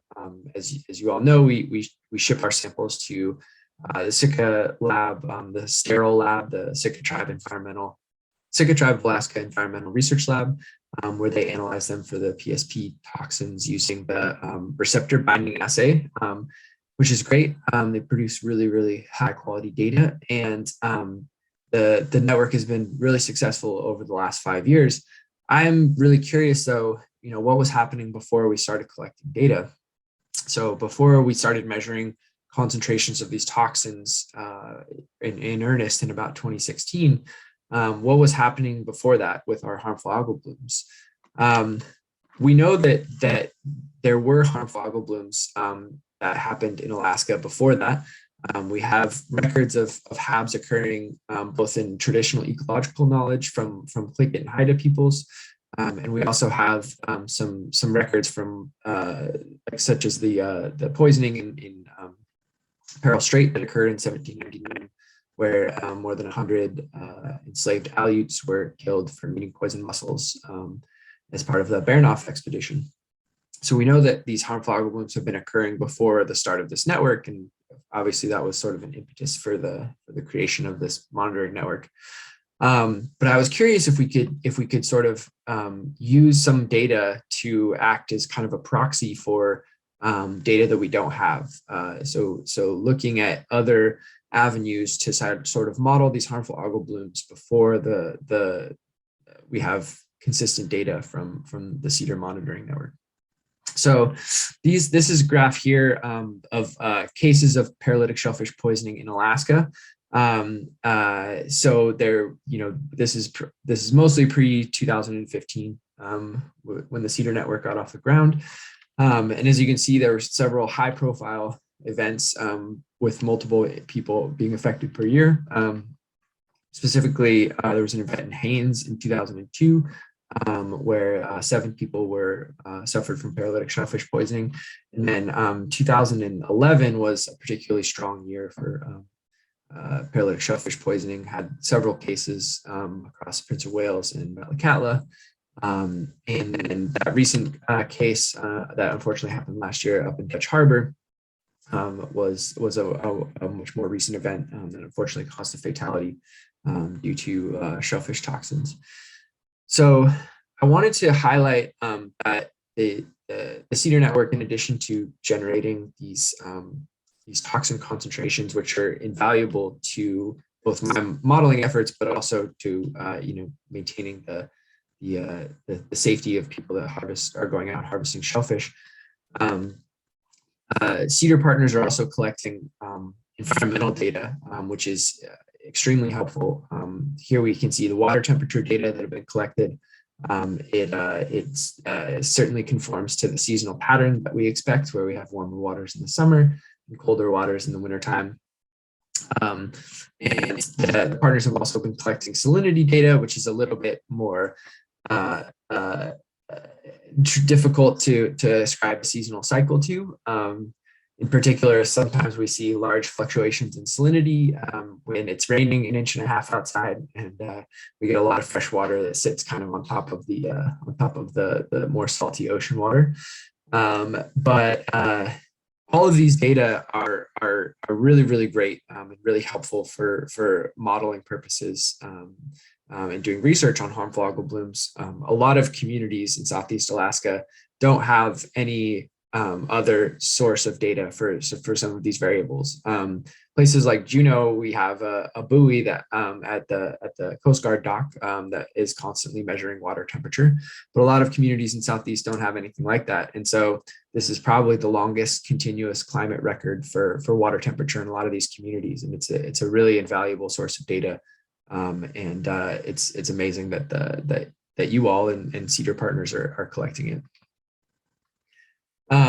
Modeling work that I've displayed at some of the other conferences at this meeting last year, and some of the CEDAR meetings that unfortunately was canceled last year. But so some of you may have seen this This is just a graph of the average concentrations of PSP toxins that we saw in 2017, 18, and 19. And then the model that I created using the environmental data from Southeast Alaska, this is kind of the predictions that the model spit out. So as you can see, it's not perfect. Some of the more glaring issues was it kind of predicted that there would be a bloom in August in several communities in Southeast Alaska. That never really manifested in 2017. And in 2018, it said it predicted that there would kind of be a bloom in May and June in a lot of communities, and we didn't really see that in 2018. A lot of communities did not have a strong harmful algal bloom of Alexandrium in that year, in the early summer, which was kind of interesting. But there was a lot of positive things that came out of this model. One was that we were able to kind of correctly predict the timing of the blooms in a lot of cases. So we could see kind of the spike in the concentrations here in 2017 was preceded pretty well by our model saying that conditions were going to be right. And also in 2018, when we didn't see these blooms, the model was not particularly confident that it wasn't going to happen. So it's interesting to consider that there was something going on in the early summer of 2018 that the model predicted that it just wasn't right, wasn't the right conditions for those blooms to happen. It did also correctly predict some of the timings of the blooms that we saw in 2019. I apologize, my dog is having a dream at my feet. Wake him up gently. So this work is still ongoing. I'm still working on that and fine tuning things, and I hope to kind of get some better predictions from this over the course of the next couple of years. The important environmental drivers of the model that I generated are mostly the ones that the Cedar partners are collecting, which is great. The air temperature, sea surface temperatures, or SST, the salinity, and the wind speed is also pretty important for driving these harmful algal blooms. And I want to pay particular attention to the sea surface temperatures. It's going to be relevant for the next project that I have the next year. Research that I'm going to be doing. It's going to be kind of focusing on sea surface temperatures. So the traditional knowledge or traditional ecological knowledge of shellfish toxicity, this was something that I kind of discovered in doing some readings and some research and listening to some interviews from elders from around Southeast Alaska. And this one elder, Henry Katas from Petersburg, he said that according to the Southeastern Tlingit, when the herring spawn, it's time to stop eating the shellfish. And he called that month Plant Month of the Sea. Plant Month of the Sea, I think, is a good description for what can happen when you see a particularly strong algal bloom, or you see the growth of the macroalgae, like the big kelp that we have in some parts of Southeast Alaska. This particular photo here from Skagway, you can see that's pretty descriptive of Plant Month of the Sea. The ocean turns kind of greenish, lots of primary production from these phytoplankton and macroalgae. And the herring spawn, this was a photo from Craig from this year, I believe. It sounded like Craig had a pretty good herring spawn. And it also turns the water a fun color. It's kind of a chalky, milky white. It's a very apparent ecological phenomenon for those who are in the vicinity. It's generally pretty exciting. Lots of seabirds, lots of smells, lots of animals congregating. The herring are a particularly fun species for a good prey species for a lot of animals, and so they usually cause a lot of commotion in water whenever they're around. So one of the primary questions I had was where are the herring spawn areas? I am relatively new to Southeast Alaska. I've been here for 4 years now, and before that I was in Fairbanks, where we don't have any herring. So I was kind of curious as to where these herring spawn areas were, and if we could kind of associate them with some of the communities that we're already collecting shellfish toxin data at. So the ADF&G kind of monitor, Alaska Department of Fish and Game monitors herring spawn at several locations around the state of Alaska. And I thought it was really interesting to look. There's a paper by Tom Thornton, who now is the director of the Alaska Coastal Rainforest Center. He did some work essentially doing some interviews and some focus groups asking elders about kind of where herring spawn areas were. And he found that in addition to the ones that ADF&G was monitoring and had known about since they began their process of studying herring spawn, there were also herring spawn areas that were identified by focus groups that predated the ones that ADF&G knew about. And so we kind of can increase the map of the areas that we know that herring have spawned at, either currently or traditionally. The historical herring spawn was, of course, a little bit more widely distributed than what we see today. And that sort of is in line with what they found it with doing these interviews and focus groups. So the Alaska Department of Fish and Game monitors the herring spawn and has done so since kind of the mid-1900s. And particularly relevant for what I'm going to be working on is what day the herring spawn on. It's a little bit tricky because herring spawn is usually not just a single day. Sometimes, you'll see a little bit of herring spawn or some small activity one day, and then it'll be a week, and then you might see a little bit more, and then it'll be another week, and then you might see a little bit more. And then other times it's all over and done in the process of about 3 days. It can be a really strong peak in the spawn activity. The main variable that I'm curious about is kind of when is the start of the spawn proper. So when are we seeing kind of the most spawning activity? What date is that? And I've looked at that data. So the date of the maximum spawn here. And as you can see for these locations, so these are the locations that Alaska Department of Fish and Game is monitoring for herring spawn. So we have places like Craig and Háw'aa, Lynn Canal, Sitka, Yakutat. And there's some variability here. So we can see that the herring don't always spawn on the same day every year. It can vary by a couple of days, can vary by a week or even a month. For Sitka, for instance, here we see spawning the 1st of May. 3 years later, it was in June. So it can be several weeks difference. And so the question is kind of what is driving these differences in the date that the herring are spawning, because that's very relevant to when the question of what the date when we see harmful algal blooms as well. There's an interesting hypothesis that's called the silver wave hypothesis, which is kind of relevant to this idea, which is that so we do see a pattern of herring spawn typically earlier at latitudes that are further south. And this extends all the way down into British Columbia as well. They have some herring spawn areas down in BC.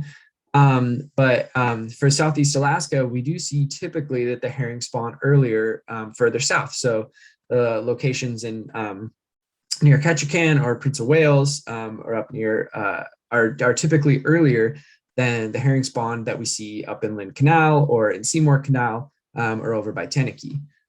So we typically see these spawns, sometime in April, maybe these spawns in May or even in June up in Upper Lynn Canal. And the idea is that as the herring are spawning later in the season, as they go further north, that some animals will typically ride the silver wave. Animals like sea lions or migrating seabirds, things that are consuming herring, kind of follow the herring spawn as it moves further north, so that they can take advantage of the high density of herring to eat. So this silver wave hypothesis is it really interesting, and it also kind of begs the question of, well, what's driving this relationship? Why don't herring spawn on April 2nd everywhere? And the question of what drives the timing of the herring spawn is something that's not really well resolved yet. I've been working with biologists at the Alaska Department of Fish and Game, and we're hoping to collaborate with their counterparts at the Department of Fisheries in Canada. And we're gonna try to get a handle on kind of can we predict the timing of the herring spawn in terms of, will it occur earlier than usual, kind of the average time, or is it going to be later than usual? So some of the variables that we're interested in are tides. Maybe the herring spawn at particularly high tides or particularly low tides. Maybe it's middling tides. The age structure of the herring population in that area is also something that can drive the spawn timing. So if you have a lot of really old herring that are a little bit larger, a little hardier, maybe they can spawn earlier. And then the other thing that I'm kind of hoping pans out is I'm hoping that there is a relationship between the sea surface temperature and the timing of the herring spawn. This is something that's been that a lot of people, like myself included, I think it is a driver. I think that herring typically spawn earlier at years when it's warmer, and then a little later when the water temperature is a little bit colder, because they're kind of waiting for sort of an ideal temperature at which to spawn. And sometimes you might see that earlier or later in the season. I started looking at the water temperature at some of these locations, and then looking at the date that the herring, or looking at the temperature at which we see kind of that maximum spawn timing.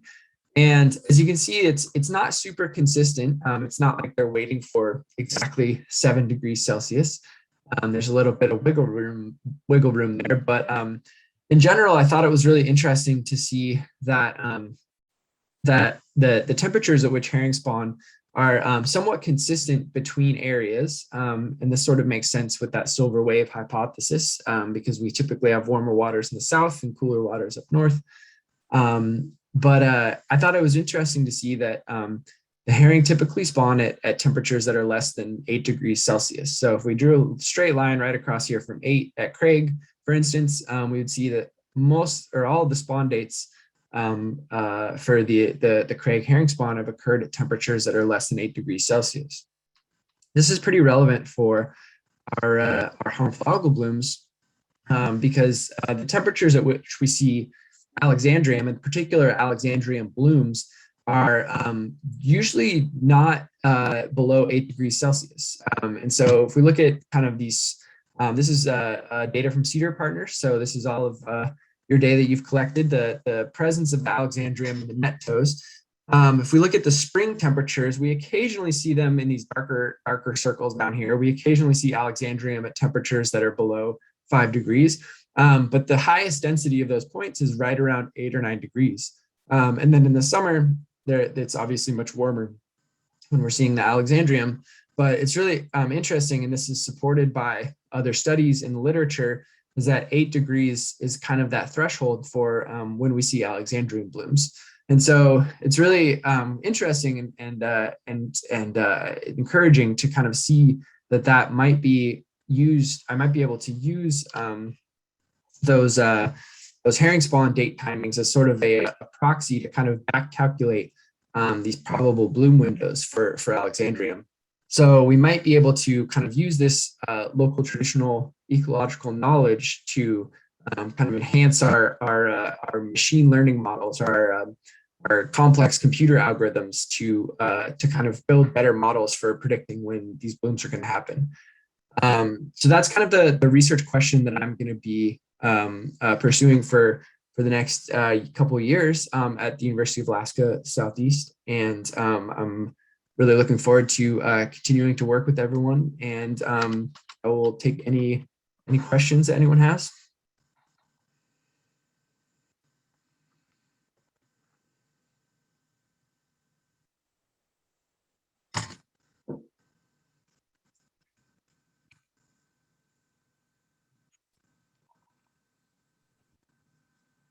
John, what's going to be the best way to keep up with progress on this? Yeah, great question.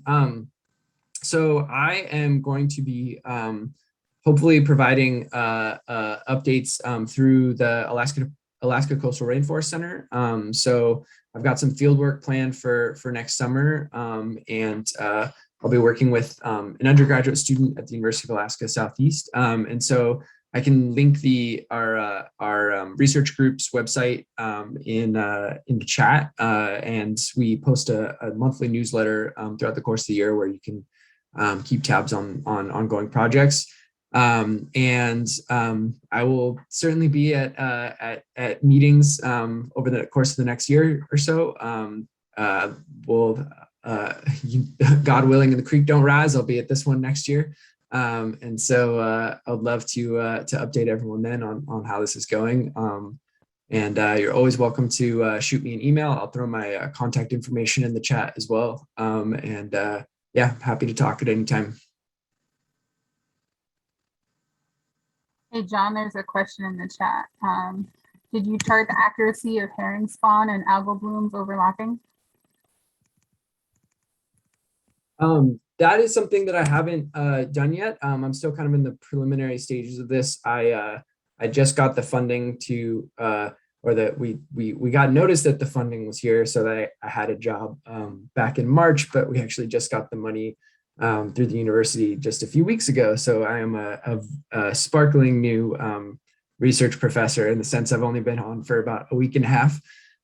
So there's a lot of work here that I haven't done yet, but that is essentially what my research question is to kind of try to use the timing of the herring spawn as a proxy for some of these harmful algal blooms, to extend our record of toxins in Southeast Alaska to pre-cedar, so before 2015.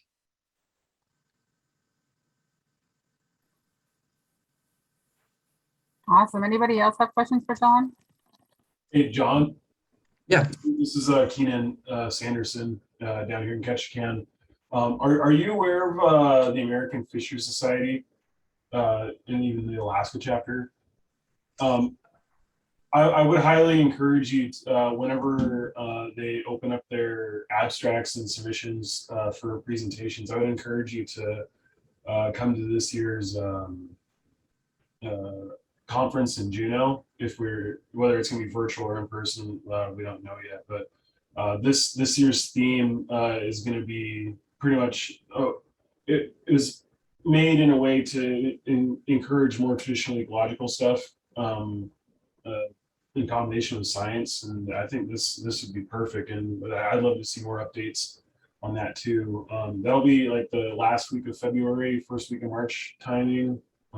Which is just right before herring egg season, so you might be busy at that time maybe. But if you have time, I definitely encourage you to sign whenever those application periods open. Yeah, that's a great thought. Yeah, I've attended a few AFS meetings in the past, but yeah, I will definitely submit an abstract for this for the next meeting.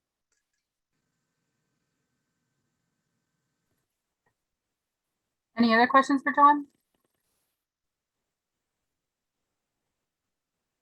Well, congrats on your new position, John. Thanks, Lindsay. And thank you.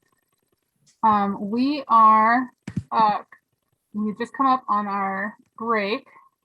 So I have 11:15. You guys want to be back by 11:30? And during the break, Ruben Cash from Skagway sent us a video that we'll play during break. And we'll also make sure it's in the Dropbox. All righty. We'll see you guys back at 11:30.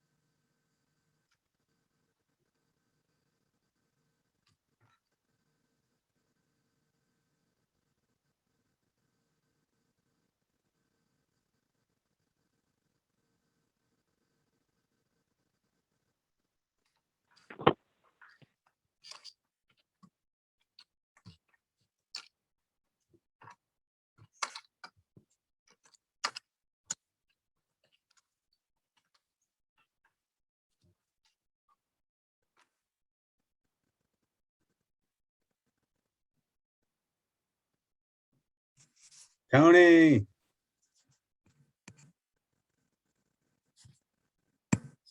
Are you guys not hearing that? Yeah, Lindsay, there's no sound. I don't know if there's supposed to be. Oh, weird. Maybe I need to leave my mic on. Start over. Can you hear it now? No.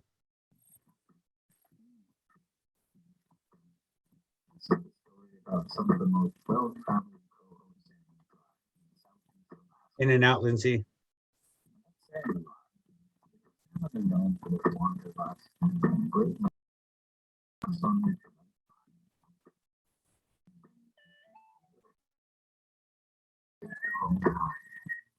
Don't know it.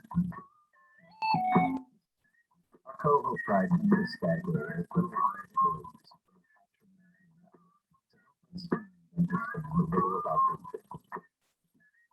watched them spin around in their shells for weeks.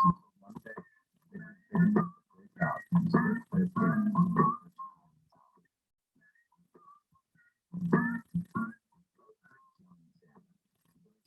Long exposure camera.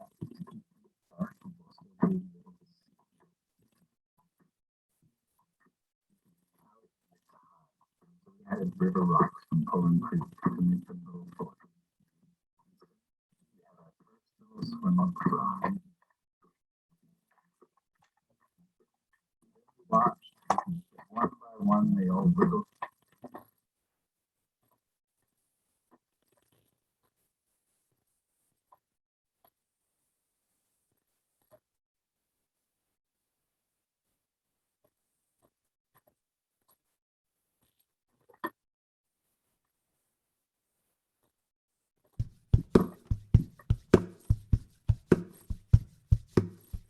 You guys hear it now? Thanks, Jesse. That was it. There we go. This is the story about some of the most well-traveled coho salmon fry in southeast Alaska. And that's saying a lot, because salmon are known for their wanderlust and the great lengths they will go to pass on their genetic lines. These little fish are also on a mission to save their own kind, even if they don't know it. You see, our coho fry came to Skagway as little-eyed eggs from a hatchery in Juneau to help us humans understand a little about their journey. We watched them spin around in their shells for weeks until one day they grew big enough to break out and stretch their fins for the first time as alevin. Light hurts young salmon, so we set up a long exposure camera to keep things dark while still being able to see. Alevin liked to hide, so we added river rocks from Pullen Creek to make them little forts. And soon we had our first little swim-up fry. Then we watched as one by one they all wiggled to the surface of the water to fill up their swim bladders, and they all began to move around like real fish. We saw their egg sacs get smaller and smaller, and as they improved their swimming skills, we were able to let more light into the tank to make it easier to see how much they were changing. Scales formed, markings to help them hide in the stream began to develop, and soon it was time to teach them how to forage for their own food.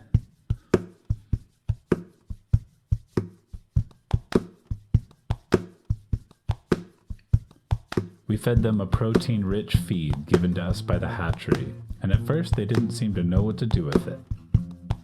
But over time, our coho fry tapped into their innate ability to hunt, and they all became experts at finding food.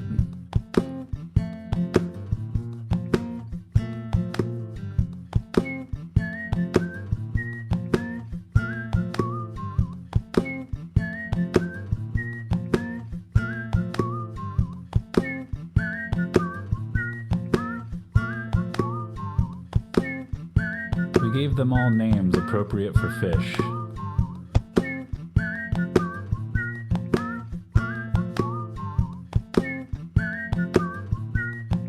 We introduced them to new friends.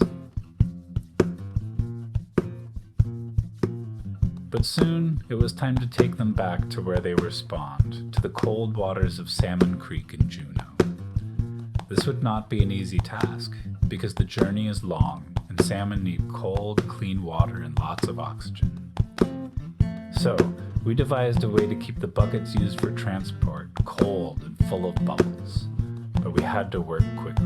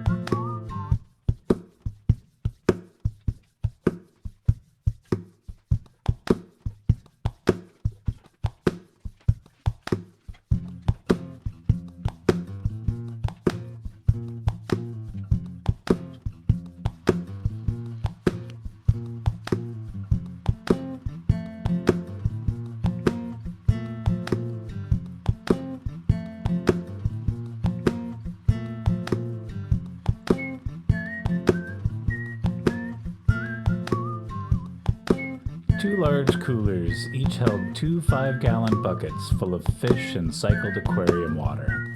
And ice generously provided by Glacial Coffee House helped to keep the temperature within 2 degrees Celsius of the water in Salmon Creek.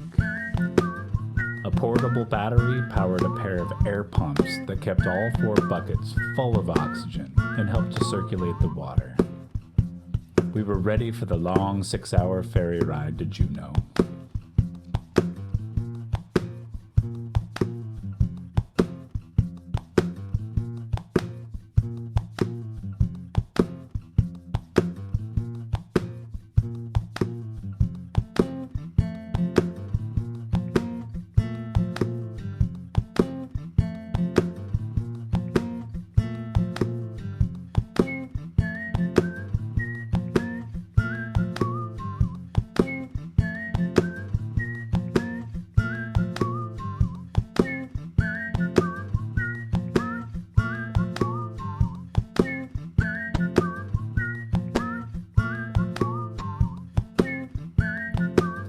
We succeeded in keeping conditions perfect for our salmon's ferry ride.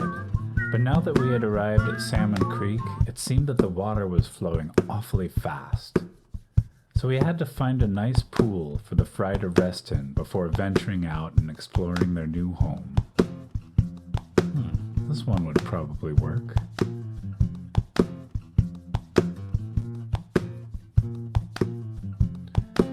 After mixing in some river water and letting the fish acclimate, it was time for our fry to experience a real creek for the very first time.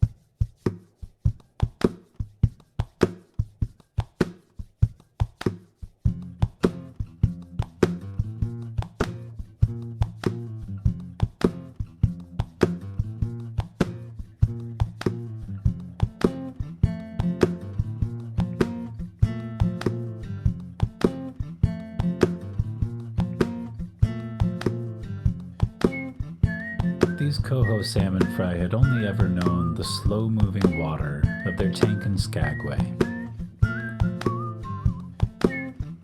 They'd never seen sand, or felt the rush of water as it cascaded over moss-covered river rocks. Never hid from a dipper bird, or eaten a stream bug floating down on the water's surface. They would have to imprint all of the smells in this water that had percolated through immeasurable amounts of soil and forest floor. They would have to find pools for refuge, bugs for forage, logs to hide under for protection, and all the while avoiding being swept out to sea before they were ready.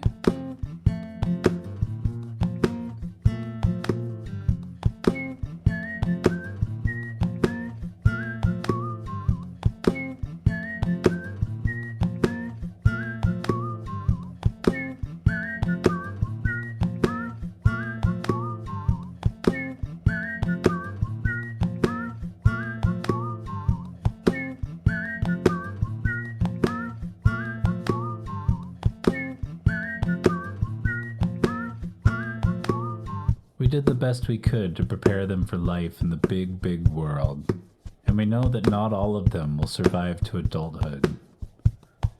If only 2 of these salmon come back to spawn, our job as salmon tenders can be deemed a success.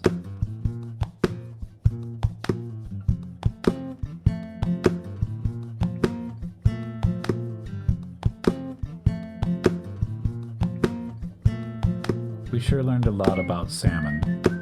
They're one of the most amazing, versatile, tenacious creatures on the planet. And we wish our fry the best of luck as they continue on their journey.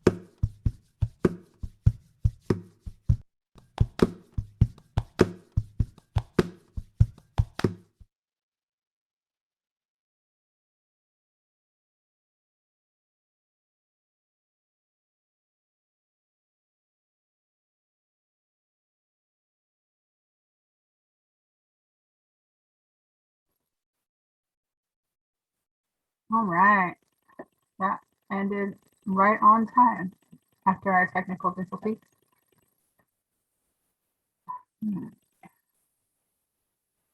Everybody back? Never left. Unfortunately, Ruben is not with us today. He is traveling, so that's why he had a video. But I'm sure if you have any questions, feel free to email him and he'd answer them for you guys. All right, up next, we have Courtney. You ready, Courtney? Yes, I am. Let me just share my screen. All right. Can you see that? Sure can. Okay. Hello, everyone, and thank you. I'm Courtney Hart. I'm a graduate student at the University of Alaska Fairbanks in the College of Fisheries and Ocean Science. And a couple years ago, when we were down in Klawock and Craig, I gave a talk at this conference about some of my graduate work on gooey duck clams and paralytic shellfish poisoning. And today I'm going to talk about a little side project that I started, and it's kind of has to do with shellfish, but in particular oysters, and how a bunch of collaboration and a couple $1,000 kind of got this little side project off the ground, and I'm kind of excited about it. As I mentioned, I'm a PhD student here, but I did my master's down in California and I worked on oysters. So when I learned that there was an oyster farm opening in Juneau, I met the family or lady, Maida Mestag, who started it, and have gotten to know her and talked to her a lot about paralytic shellfish poisoning. And so we, of course, one of the major questions, as with most shellfish resources in Southeast Alaska, is are they safe to eat, and when are they safe to eat? So my research with my PhD, I collaborated with the Epa Tribal Alaska and the CTOR lab. I know John talked a little bit earlier about that. And I also got to know Ray and Lindsey and Sir at that Central Council. And we kind of have become friends and kept in touch. And I compare a lot of my phytoplankton and harmful algal bloom monitoring with them. And I follow the CTOR results for shellfish pretty closely. So it's something that not only am I interested in scientifically, but I also eat and consume a lot of shellfish. So I've learned a lot about shellfish up in Southeast Alaska, and particularly Juneau, from my relationship with the tribe, a couple tribes actually. So as many of you know, there's a bit of mariculture in Southeast Alaska, and this is a map just grabbed from ADF&G, where there are mariculture sites throughout Southeast Alaska, and they include, a lot of them are kelp farms, but there's also shellfish farms. In order to have a good farm site, according to ADF&G, and I wouldn't disagree with this, you need to have an area where there's good tidal flow and food for availability, or flow for food, and also to flush out waste. You need to have protection from storms, which is sometimes difficult, especially on a day like today where it's pretty windy out. And I know they're out harvesting at the farm today and they're busting their bums to get back before noon when the seas come up. So it's important for these farms to be close to either a road system or, a community that you can reach by boat, not only to be able to reach and manage the farm, but also to be able to get your product to market. So we have a farm in Juneau, as I mentioned, it's this one up here, and it is run by Maida Mestag. It's called Salty Lady Seafood. And she started the farm just a couple years ago. It's in Bridget Cove area between mainland and Mab Island. And it started out with just one floating raft and a couple strings. And it's not a huge farm, but it's a family-owned farm. And I've been friends with Maida for the past couple years. And it's been really awesome to watch this little farm grow. Again, not necessarily in size, but the product that they produce, what they make available locally. Right now, they focus on Pacific oysters, but they have some opportunities for kelp and even gooey duck clam. And as mariculture opportunities grow or increase in Alaska, one of the things that I think about a lot is where you put a farm or where you have a farm and how you decide where to put a farm. I know people throughout Southeast Alaska have been farming, maybe not in a modern way, but in some way for thousands of years, and where they choose to put their farm, how it has to do with what they know about the ecosystem. And so I've started to try to kind of scientifically quantify that ecosystem, especially here in Juneau. So it all started out because we, along with Lindsey and the tribe, we do some harmful algal bloom monitoring as well. And I have been collecting data at the Auk Bay docks for a long time, but once the farm opened up, we started monitoring at the farm.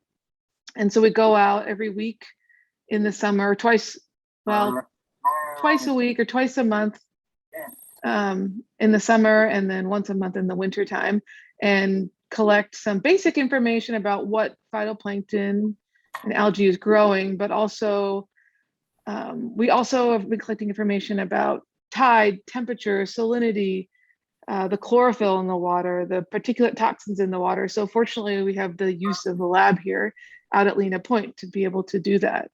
And so I started this side project, and the project goals were to understand the biological and physical conditions at the farm to kind of develop a record of baseline conditions. It's a newer farm. for Maida. There was a farm site there before, but it hadn't been used in a while.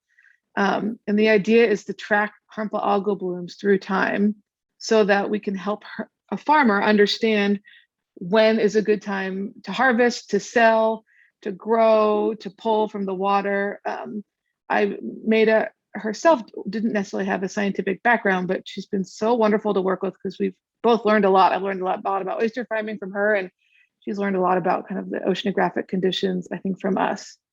So I applied for an F-score seed grant, so separate from my project, and I've also applied for funding through Alaska INBRE to support undergraduate students at University of Alaska Southeast. And with a couple $1,000s, we spent the last year getting this monitoring project off the ground. And this is just a picture of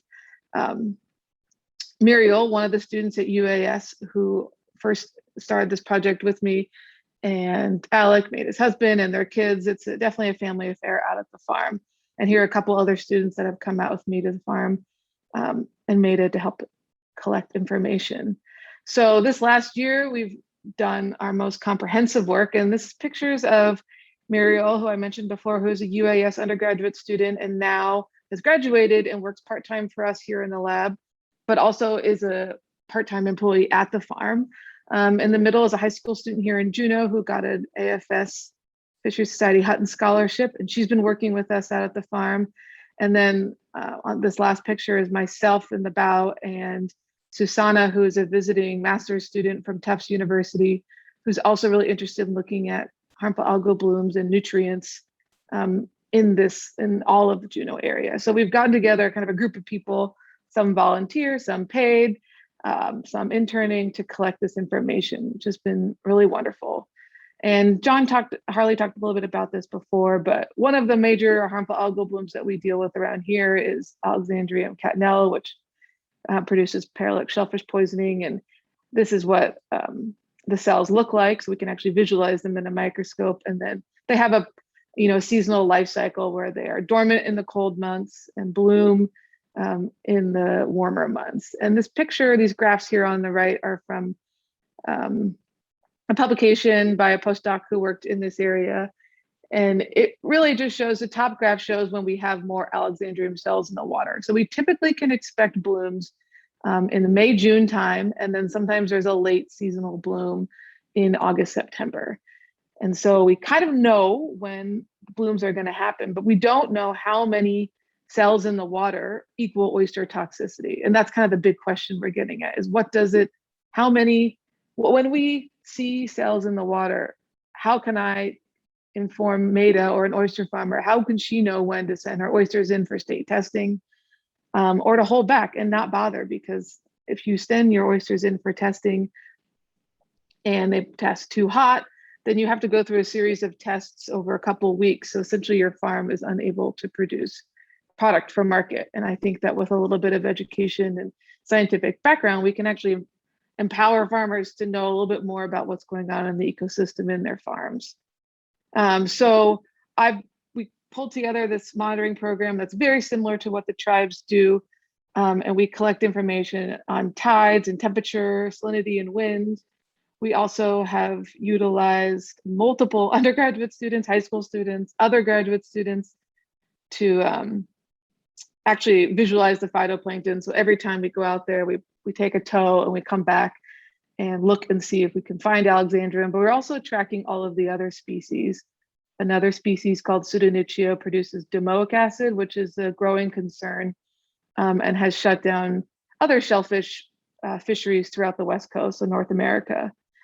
We also still collaborate with the Sitka tribe to test for oyster toxicity. So every time we take a whole suite of these measurements, we also are able, Maida gives us a couple oysters and we're able to send them to the tribe over in Sitka to see how toxic they are. And she also sends oysters up to the Department of Environmental Conservation. I realize I put an ADF&G logo here instead of a DEC logo, but in order for her to sell her product, she has to get past paralytic shellfish poison testing.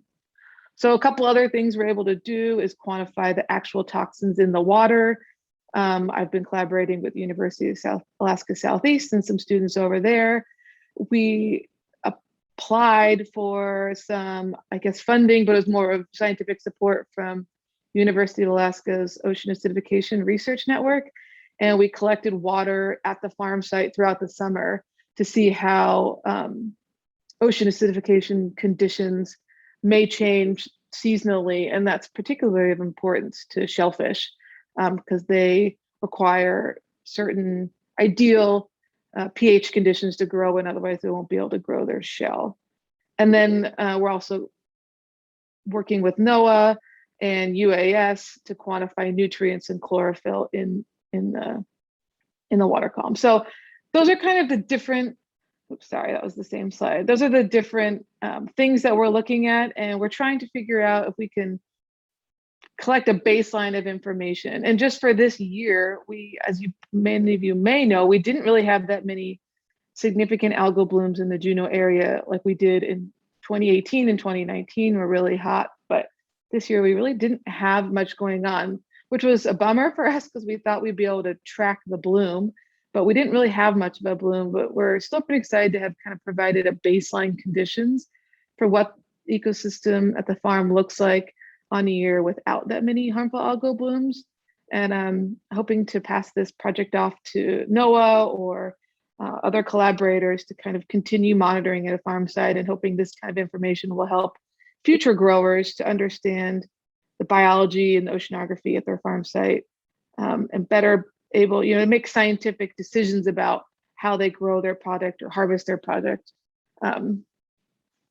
Yeah, so they can, decide what they want to do, especially as conditions change. So that's all I have shared with you today. I don't really have any data, but I just wanted to talk about this project I have. And it's been great working with a variety of people and mostly volunteers. And I'm thankful for collaborators at both the tribe, but also Maida at the farm. She's been really welcoming.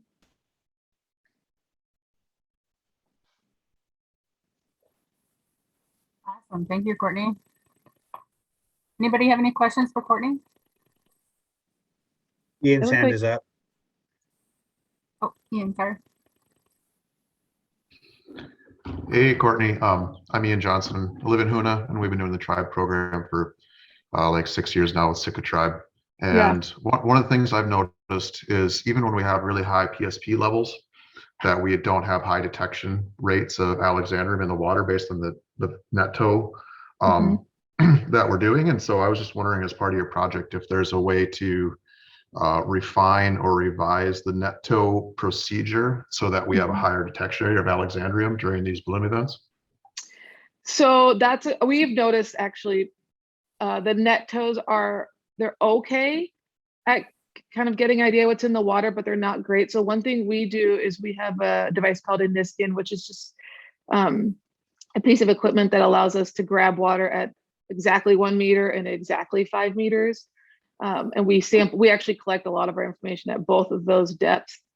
And sometimes we see Alexandrium in those 1 meter and 5 meter depth samples when we don't see it in the tow, and vice versa. So it's also a way to specifically quantify, because when I collect water at say 5 meters, I take 5 meters, I bring it up, I put exactly 1 liter in a bottle, and then I dilute it, and then I count samples from that sample, or I count phytoplankton from that sample, which gives me kind of a number of cells per liter, which is more quantitative as opposed to qualitative, which would be more of a survey. So the piece of equipment, it's not cheap, it's not super expensive, but that is another opportunity to be able to collect water from discrete depths. And that was interesting to me too at the farm, because different farmers farm different ways. Some people have bags on the surface, or they have hanging lantern nets. And so it's been curious to me if certain methods of farming will make a difference for toxicity. Looks like Ken has his hand up. Hey, Courtney, good to see you again. Was that the submergible R2D2 looking device that you guys showed us at one time that you're describing? Yeah, so that was the CTD. So that's a sensor that you can drop from you can lower down, and it collects conductivity and temperature. You can get a profile. But I actually found I really am all about collaborating. I found somewhere in a closet in our labs a much smaller one that's about this big. It looks like a little orange torpedo, and I borrowed that. So I've been using that. It doesn't collect water, but it does collect just temperature, salinity, density, those kinds of things. Awesome. Looks like Morgan was your hand up.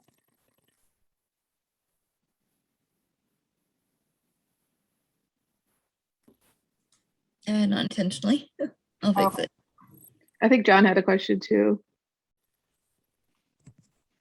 Yeah, Courtney, I was just curious, you know, like it's awesome that that you guys are able to generate so much data out there at that farm site. Do you think that you know, you'd be able to sell this to like any other oyster farmer in Southeast Alaska, like as being like, hey, like this sort of program of like collecting data on site and having these different tools would provide them with, you know, like enough benefits that they would be willing to like do the data collection and stuff themselves? You know, at the very least, I was just thinking that investing in a microscope and some net tow equipment would give the farmer an opportunity to look and see what's in the water before they send samples off. I think that that was my original thought. Well, it will be much cheaper in the long run for farmers to understand what's going on their farm if they looked in the water as opposed to someone else. The other thing that may convince someone is that, you know, a lot of other farms in California and Washington are experiencing die-offs or conditions that are problematic for their farms. And I don't know if we have that in Southeast Alaska or how we're going to see that, but I think understanding what phytoplankton are available, what's going on in the water physically and biologically at a farm site may preempt or help people understand the future if we start having, you know, more farms with more die-offs or diseases, if ocean conditions are changing.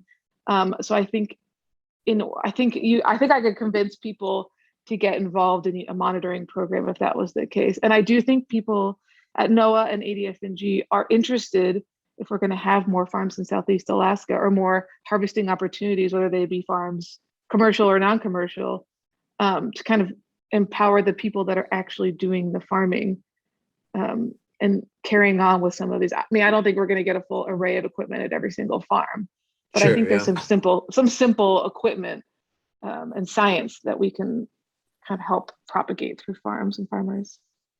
Yeah, that's awesome. I would be super interested to see if that gets off the ground, like a regional farmer research network. I also wanted to just chime in, if I might, to Ian's question about the relationship between seeing Alexandrium and the toxin concentrations. That's something that people have noticed kind of across the range of Alexandrium, which is pretty global. Like people didn't see this around the world, is that a lot of times in the when you're just taking environmental samples, there's not a great relationship between the number of cells of Alexandrium and the toxin concentrations that you see in shellfish. And there's a lot of like potential reasons as to why that is. But it's possible that that's not even, you know, necessarily a fault of the net tow. That it just might be that there's some strange dynamics between the number of cells and the toxin concentration. It's not necessarily like a straight line.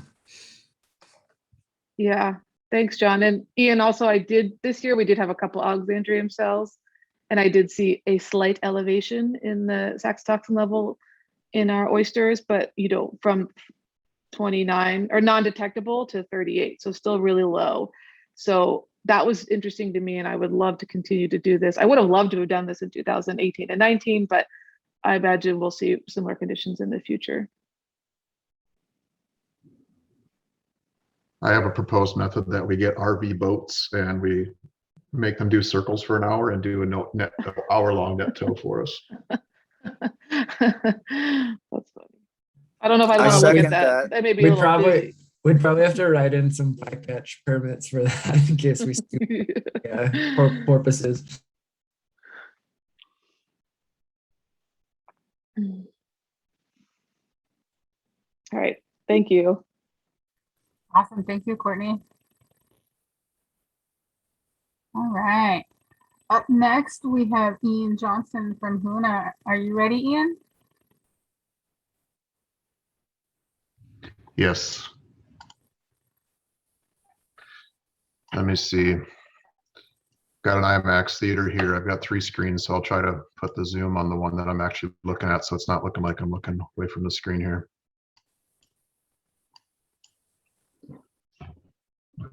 Okay, let me show my screen.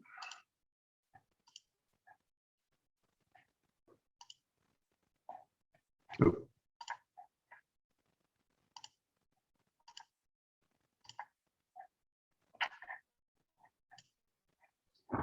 Okay. Well, good morning, everyone. My name is Ian Johnson. I live in Háw'aa, and I work for the Háw'aa Indian Association and the Sustainable Southeast Partnership. And I am offering a complete topic change compared to all of the other presentations we've had this morning. And I'm excited to talk about community forests specifically. And so it's my goal today to not hopefully talk too much at you. I have some videos I'd like to show you, and along with the topics that Dennis mentioned earlier around how to strategically kind of engage TCDs inside of this new Alaska sustainability strategy, as well as some other opportunities. And I'll be hitting a little bit on some of the importance of the Nrcs work, at least our community, and cake a little bit from what Ryan Moroney presented this morning. And so I do want to get you excited about our project here in Háw'aa, the Háw'aa Native Forest Partnership. I want to get you excited about it because it is a model that can be used in other communities. And I think we're really at a point where we need to start applying that in other communities and getting folks excited about that. I'll do a quick raise of your hand poll on Zoom, but who has heard of this new Southeast Alaska sustainability strategy? You can do like a raise your hand, virtual hand.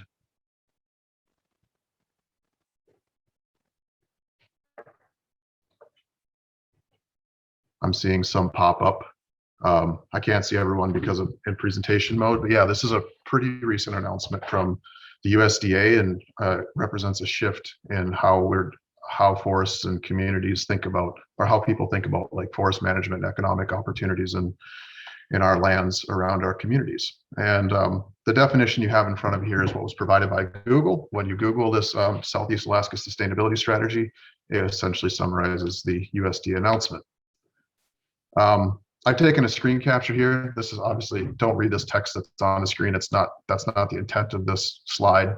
But the intent of the slide is to essentially highlight, look at this highlighted text. The Háw'aa Native Forest Partnership, Key Community Forest Partnership, Tribal Conservation Districts.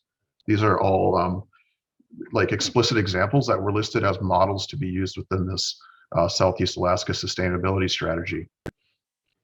So I want to focus today on the Háw'aa Native Forest Partnership specifically, but I do have a pretty good working knowledge of some of these other projects. If there's other questions, and I know there's a lot of folks on this call who could talk more about those.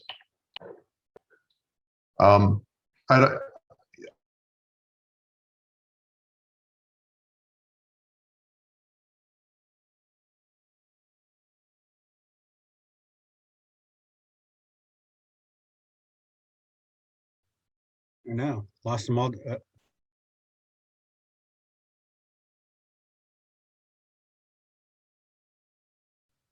You're on mute, Ian. Okay, I'm back for now. It's raining really hard right now, and we have a microwave internet service here, so we'll see how it goes.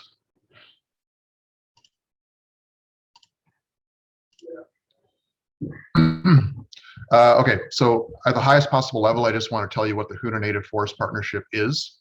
The partners are represented here on the screen. There's 8 different partners. You can see the pretty broad representation of banks, corporations, NGOs, federal agencies, and tribal government.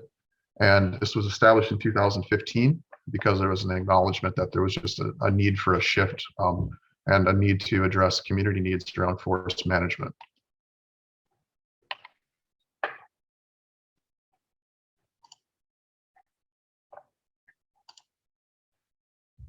And essentially the Hoonah Native Forest Partnership, if I was to summarize it, is a model of doing work that integrates community need into thinking about management. So you have the management side of the landscape, thinking about deer habitat, vegetation, road management, et cetera.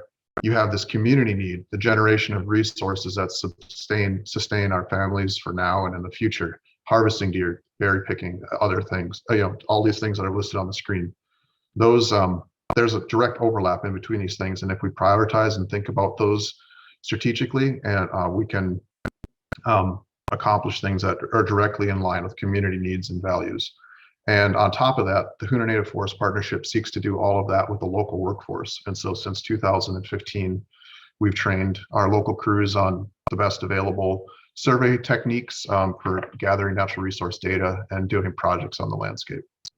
So again, this is, I don't really want to make the presentation necessarily directly about the Hoonah Native Forest Partnership, but I hope I'm providing enough information right now to give you an idea of what it is, and there'll be some more demonstration of that here.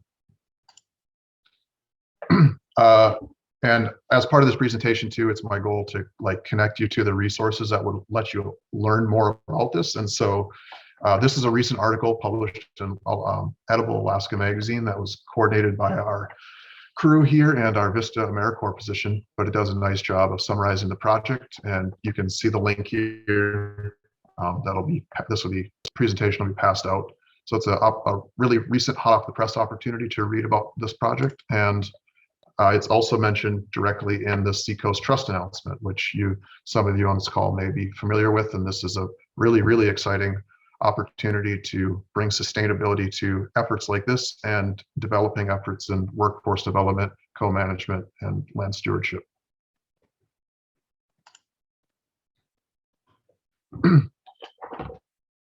So there's going to be actually, I'm hoping to show 2 videos. I think I'll have time to do that here about this project. And the videos are going to focus on why restoration and sort of tie together the threads of this holistic landscape management strategy of when you're doing restoration. It's about the stream, but it's also about the deer habitat around the stream. And it's about addressing community needs. And so again, this is another resource for you to read about this current project that happened this year from various partners and other things, but it's a really large scale stream restoration. This is our 3rd one through the Hoonah Native Forest Partnership. And so the Hoonah Native Forest Partnership, I want to provide this kind of overview as a model to get your brain thinking about how this might apply in your community and thinking about your own community priorities and projects on the landscape. The projects that you see on the right hand of your screen are just things that we've done in the last 5 years through this work. Again, with our local crews, but with Forest Service and Nrcs, Sea Alaska and Hoonah Totem Corporation. It's very, very comprehensive. I'm giving you a really high level look, but these are management that is being done through this Hoonah Native Forest Partnership structure.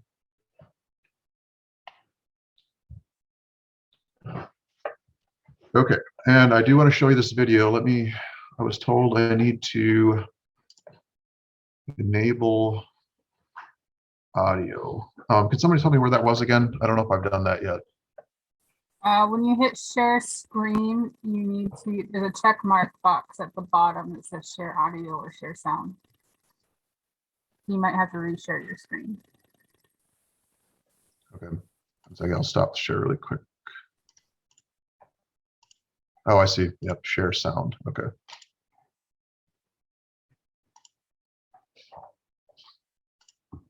Okay, I hope this video works for folks. And here we go.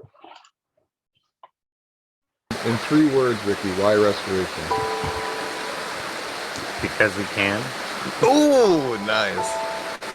Nice. Mic drop. If someone were to ask why restoration, I'd have to immediately ask why not. I think if the money is there, if the opportunity is there, to at least be out in the woods working with their environment, then I think we should seize the opportunity, and everybody should do it. What we're doing isn't just for the fish; it's for the berries, it's for the deer. It's a whole kind of environmental ripple effect. And I don't see a reason why people wouldn't want to at least be involved in some way with this. One of the questions that we are asked sometimes, and even grapple with ourselves, is why engage in restoration? For this stretch of stream, when we first walked this, the features that were in this stream were lacking in structure that provides that habitat for fish. The past logging in this watershed went right across the banks of this stream. And as a result of that, there's very little habitat over time.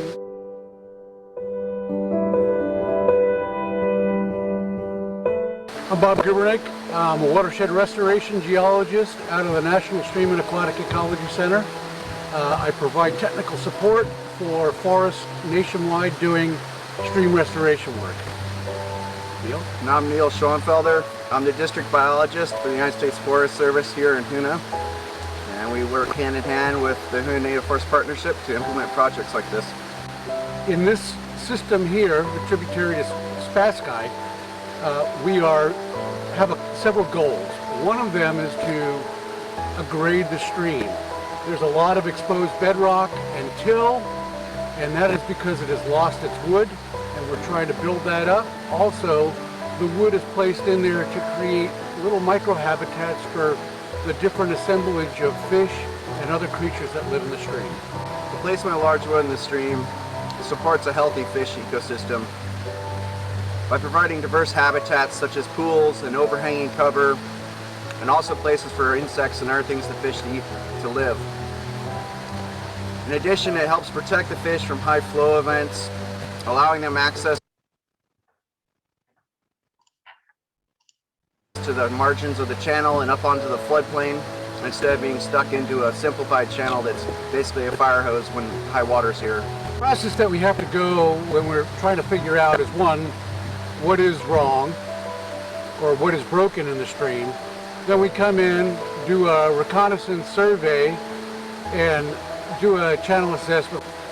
We come into these streams that have been harvested along the riparian zone, and over time you lose the legacy wood. So it's important to come in at the right time before you lose too much wood. Then restoration gets extremely expensive. The wood is placed with heavy equipment for part of the project, and then in areas that are inefficient or extremely difficult for heavy equipment to access, we use the hand crew from the HIA. And then we're trenching logs. We are using entanglement, where we place wood up into the floodplain and wedging them in between existing trees, putting in small wood to help build up sieves so we can retain organic matter. And we're not just working just in the channel, we're working from valley wall to valley wall in the floodplain. Because if we bring the channel back up, it means we're going to put more water out onto the floodplain itself. And the wood that's placed on the floodplain is there in the event that you have a really large storm, it dumps a big tree in, and the river routes around.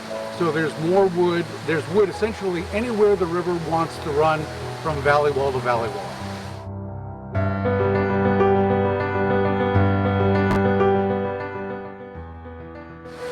Hi, I'm Ricky Contreras. I'm with the HNFP crew, and this is my 4th year working here. Hi, my name's Joe. This is my 1st year working with HNFP, brand new to the project. But we've been basically putting wood in the stream, trying to recreate as close as we could to what it naturally was before logging took all the wood that had potential to fall in the stream. Trying to accomplish is creating sufficient salmon habitat with the wood that we're reintroducing to the stream to help make the streams more productive and give the salmon more of a fighting chance to kind of return to where they've been historically before, as Ricky said, before logging took wood that would otherwise have naturally fallen into the stream. Yeah, I think I think what I'd tell somebody in our community about what's important about this and try to, maybe get them to understand how critical this kind of work is that as the world is changing and things are kind of coming more into light as far as the sustainability of our environment and kind of our relation, at least just our relationship to the environment. I think this is a sublime opportunity for Háw'aa specifically for people to kind of integrate with their immediate environment and things that they will. You can see the return on this. You can see the difference in the streams that have been restored or have been kind of curated by people here. And the coolest thing is that it's the local people doing it. It's not us trying to bring in other people to fix things. It's the people who live here getting into their environment and seeing a problem, addressing it, and fixing it together. And I think that relationship is phenomenal, and should be kind of, personally, I think that should be kind of the norm for here, for Southeast, for Alaska, for the world. But I think Háw'aa can be at the forefront of community members going out and taking action to kind of better their resources and their own land management ultimately. Looking forward, that's exciting that this type of work can continue and anyone could get involved. As things continue to change, if it's something that we can offer jobs to people that are here, if it's something we can do to offer jobs to community members and a moment for people to at least be out in the woods working with their environment, then I think we should seize the opportunity, and everybody should do it. So everybody that lives here should at least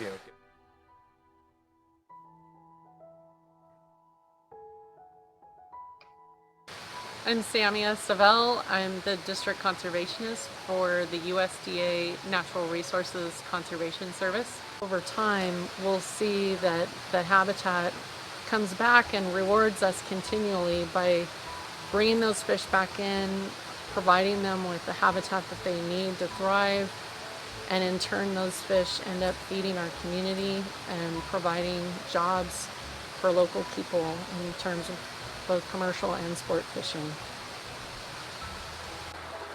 Hello, my name is Mark Browning. I am a 4th grade teacher down in Háw'aa. I am new to Háw'aa this year, just moved here from Wyoming, Colorado. So as we were talking about it and then thinking about what's coming in the future, it was demonstrated to us pretty clearly that there's a whole level of things, not only involving renewed fish habitat for the minnows and the spawn, the fry, but there's also new spawning beds that are going to be created for fish, a future of fish in the ocean for people to catch.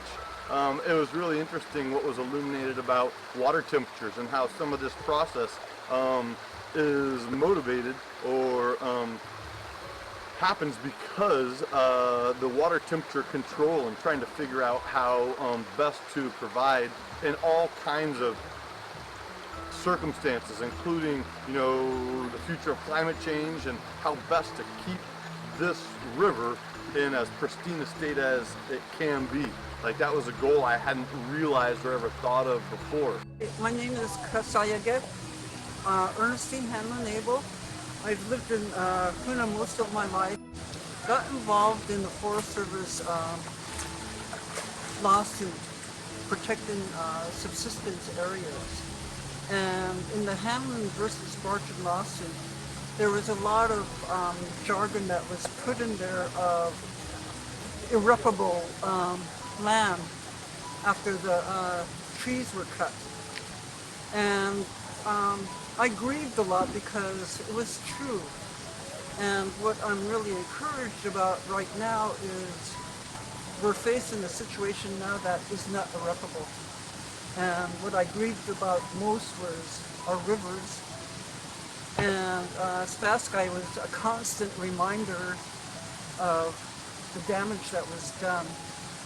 And now I'm getting older and I see my great-granddaughter granddaughter coming into, she's 5 years old now. So I'm encouraged that, as I heard that the guys talk today, he was talking about a 50-year plan, a 100-year plan, a 200-year plan. That's language that is music to my ears. Thank you very much. Thank you very much. And one of the things that my dad always said as we were going through this process, and he encouraged, he'd always say, we are part of the ecosystem. And today we saw proof of that we are truly part of the ecosystem. Thank you.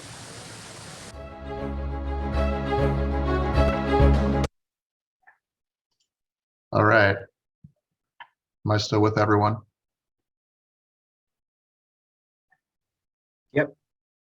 Great. How was the audio? How was the quality? It's impossible for me to tell from this end. The audio was fine. Some of the video would get a little grainy, but it was still presentable. Okay, great. Yes, I'm glad the audio came through good. Okay. So, what I want to demonstrate through that video is that, there's this individual project that we did, the stream restoration that was brought together from essentially all the resources that we have been able to partner with and create through this larger Hoonah Native Forest partnership effort.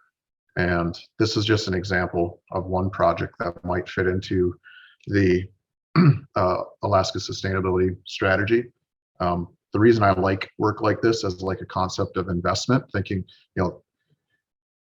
projects, Dennis alluded to this, and I was earlier when he was talking about the Tribal Conservation District project he had in mind, like they have I don't know what it is, but what he said was, they have a project they want to complete, but it also will have opportunities to learn and grow in other communities. And I think that's just going to be so important as we think about the projects and ways that we angle towards for these stream or through these proposals and other things that we're developing through the Alaska Sustainability Strategy.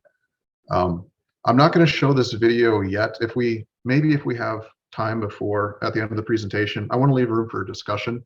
There's another 4-minute video here from a project that we helped Southeast Alaska Watershed with this year, which was we transported myself and a local crew member down to Prince of Wales to help train in stream restoration. And so this is just this video demonstrates kind of this vehicle transferring this model of community forestry to other communities. And I think this is just an example of one of the things that we could seek to pursue. And as we think about the Southeast Alaska Sustainability Strategy, is transporting these models that we've learned from our community here and in Cake through the Keep One Community Forest Partnership and the Tribal Conservation Districts. Make sure to continue to share that information and create like physical opportunities to do these trainings and become land stewards. So starting to wrap up just a little bit. I mean, there's just reemphasizing that management, having a working landscape has a lot of benefit, and it creates economic opportunity. It creates food sovereignty opportunities, which we've already spent a lot of time this morning talking about. There's a lot of money coming down the pipe right now, and I've listed these 2 things, but there's also all of the money coming from the current administration that could be angled towards these things. And I think we're in a really, really good spot to think strategically about growing those. And so if you were to tell someone, I guess one thing from this presentation, if you were to go to a community member and say, hey, I just heard about this project that may be applicable to our community, because this is just, these on the left side are some examples of things we've accomplished. And again, priorities within communities are different. But if you need a model for doing habitat management, road management, to think about food systems and landscape management for foods, I would be happy to chat with you and try to share our lessons learned here. This is my last my last pitch. As we think about investing in our communities, let's create opportunities that advance our direct community need, and then create sustainability in those projects by thinking strategically and innovatively, and by using our local workers to be doing the work and being stewards of our lands. And I've provided ways to connect with the information that I've showed you today and ways to get a hold of me. So thank you.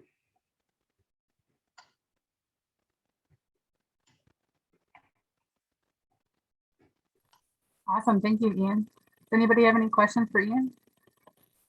Yeah, hi, Ian. I asked a question in regards, did you guys notice any kind of like ecosystem changes with, I noticed in many of the forest regrowth, many of the trees along the streams were alders before it was, you know, hemlock and spruce.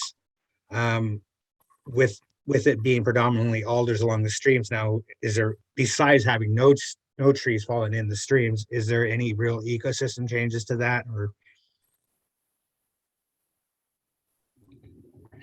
yeah, yeah, I think there is a higher prevalence of alder in some areas after the cut happened. You know, it's yeah, you know, one of the things. So I'll maybe step back just a little bit and say that we're like in this Hoonah Native Forest Partnership area, which is 205,000 acres surrounding Hoonah. We're targeting stream restoration and areas where the logging occurred all the way over the stream. And one of the ecosystem changes that you see when that happens is that large trees are no longer falling into the river because they just don't exist anymore. And so we're essentially trying to put wood back in the river to get it to a point where large trees will be falling in by themselves. And then to alder specifically, when you get this really strong alder regeneration along these rivers that were cut over, the alder does fall into the streams, but it doesn't last as long. It's just not a durable wood like a 36-inch spruce or hemlock is or whatever in the stream. And yeah, so there's some pretty significant changes to stream resiliency, especially I would say in the face of climate change and other things. We need more than ever. We need to ensure that our streams have proper function to create cold water holding areas for fish and make sure they have enough oxygen when they're during these low flow conditions and droughts like we've had now. Thank you.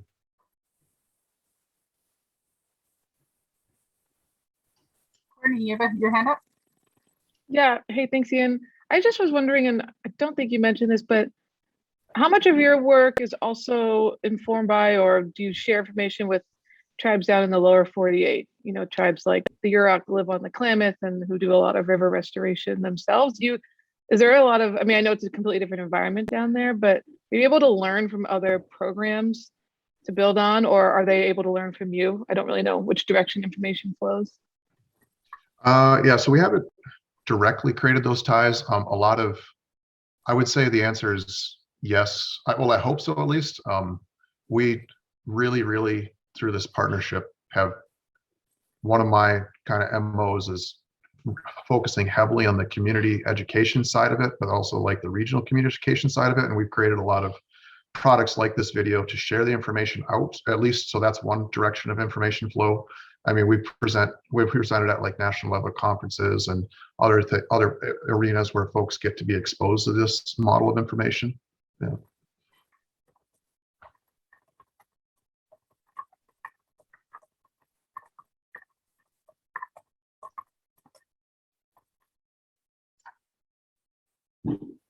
All right. Anybody else have any questions for Ian?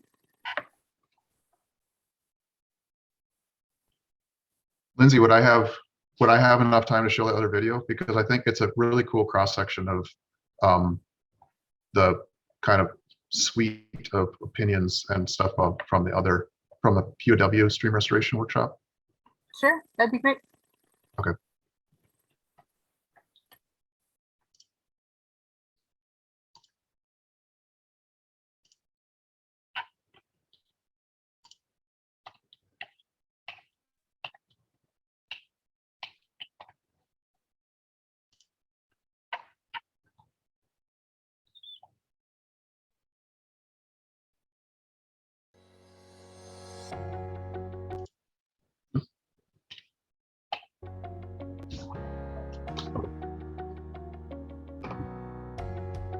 month we've been doing the stream restoration workshop here on Prince of Wales Island. And I think the largest thing that I've learned, other than how to build the structures and such, and more about stream hydrology, is just been learning a lot about my crew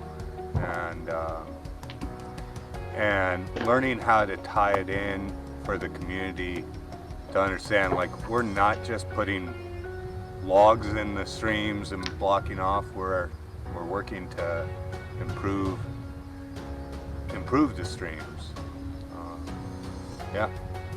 So you learned a lot about how to control the erosion of the banks and how to preserve a lot more fish habitats and ponds, give them bigger areas, spawning grounds. To share that something I learned today was the last couple days, that the power of people working together on a common vision. It's amazing. Working together, you can move a 40-foot log out of the woods into the creek effectively if you're all working toward the same common goal. From the Forest Service perspective speaking, it's really nice to work with different native entities across Southeast Alaska and teach what we know and help salmon everywhere, not just on Forest Service land. Without any prior knowledge to stream restoration work, it was really beneficial for me to understand how the watershed works, and it's a living being, so it really, anything that you do can change the watershed, and just understanding how every action that you take has an effect on the environment was really helpful. So the biggest thing I've learned in the last couple of days is opportunity, and that's opportunity to do good work with the human resources we have around us. And both locally, the crew locally is just kicking butt, and I'm stoked about it. And then hearing about the other projects from around the region that this information could go get to and help with just makes me realize how much more there is actually that we could do, and it's super exciting. I've learned working with different communities, bringing everybody together. I welcome everybody. Hopefully we work together in the future, learn from each other, pass it on to our younger generation. Oh, what's been most beneficial for me here in the stream is being able to participate in an event that's going to help this generation and future generations, especially for the wood potential and the fish. The fish is big, especially the sockeye, so that's what has been beneficial for me, is being able to help you guys with your stream and hope for the future. I've learned in the last couple of days how creative people can get when they start working on structures together. Once we figure out what we want to do, there are many ways to do that, and I've really enjoyed the creativity of the group. Really appreciated the chance to learn by doing. It's one thing to hear about stream restoration techniques and different structures, but to really have the chance to have that dialogue and then put it right into practice means that we're walking away not just with new knowledge, but also with an understanding that we've made some small but hopefully measurable impact at a site. 3 days, we've got to work with amazing people that know a lot. And it was eye-opening to see the impacts that some of our streams and rivers have endured over the years of mining, logging, and what we can do as a group to try to correct some of these flaws that have happened over time.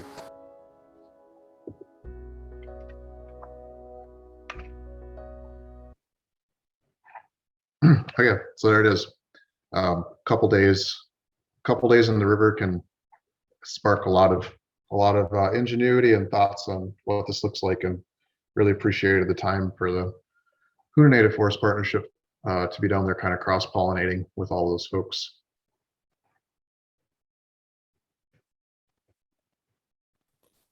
Awesome. Thank you for sharing, Ian. Anybody have any questions on the video?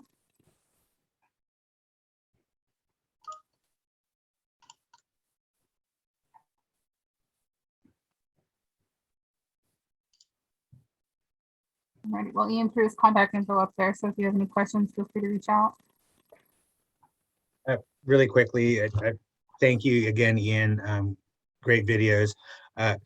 Outside of all the awesome work that's being done, where did you guys get your production for this? I did it all. Yep, I produced both those videos. Really? Yep, that's one of the things I contribute to the project. Right on. It's awesome work there. Great Ian work. is a true Renaissance man. Right. It's yep. That is one of the ways I am described. You the man. But yeah, I would really like, I'd be happy to set up calls or information about this stuff. And just going back to that Alaska sustainability strategy thing, there's a timeline right now. Essentially by the end of like the October 25th is sort of the initial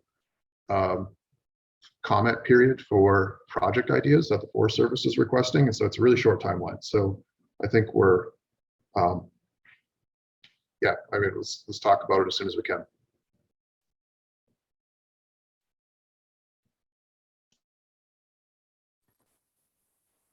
Awesome. Thank you.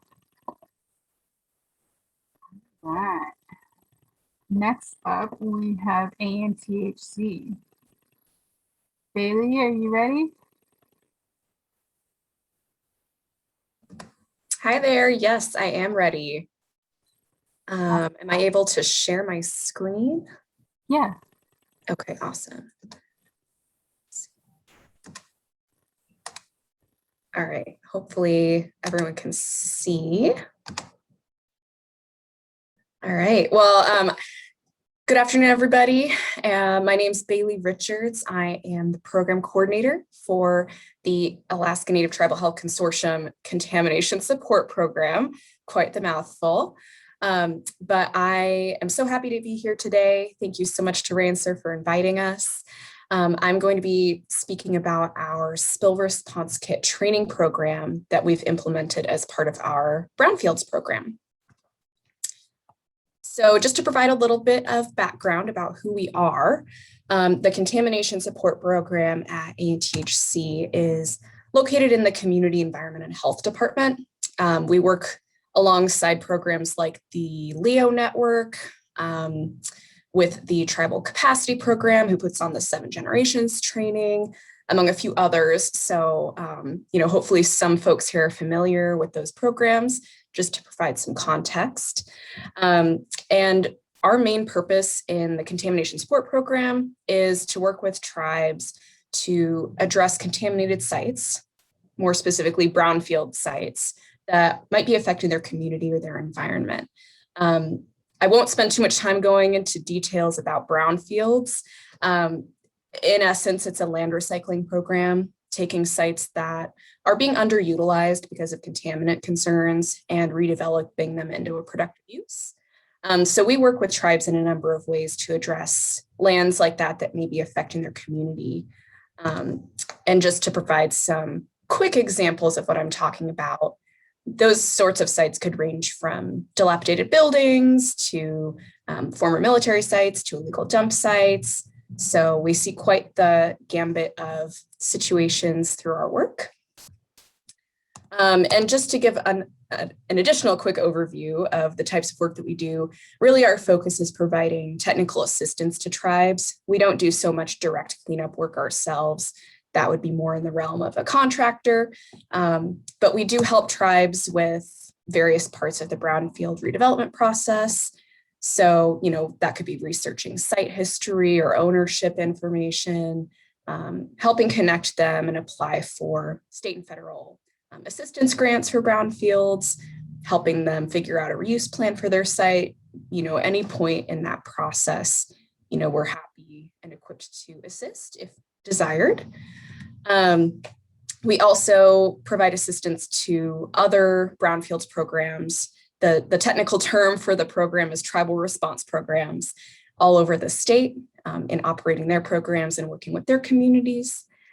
And for those who attend the ATCM conference, the Alaska Tribal Conference for Environmental Management, we coordinate the contamination support track. So we hope all of you will join us this fall in November at the AtCom conference. But that just provides a little bit of context about who we are. All right, so I guess I'll just start with a little bit of history about our spill kit training program and how it got started. Basically, over the last few years, we had been hearing a lot of interest from tribes that we worked with about spill response kits. And we got a lot of questions about, can we get spill response kits from you? What sort of trainings are available? How do I incorporate more spill response activities into our environmental work plan, whether that's through IGAP or tribal response program? So we knew that that was a desired sort of program or form of assistance that tribes were looking for. Additionally, anything that can prevent a brownfield site or contaminated site from occurring in the first place, we view as a very worthy effort. We may be called the Tribal Response Program, but we aren't just about response. We're also about building capacity within communities to make sure that, lands are not being contaminated at all. That's the ideal situation. So, if we are able to provide some element of preventive tool through a spill response kit, that was something we were very interested in doing.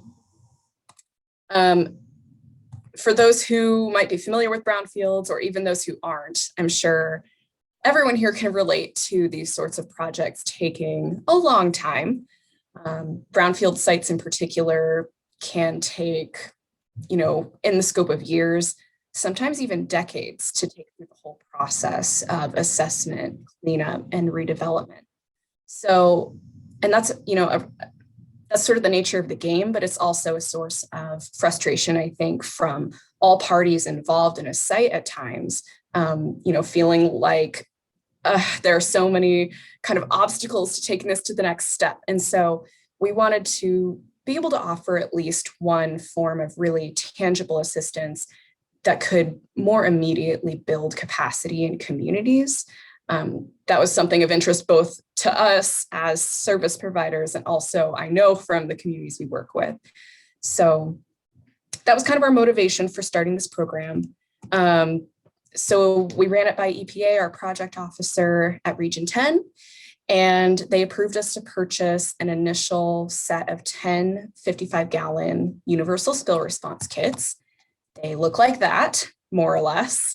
And from there, we just developed kind of our training topics that we wanted to cover.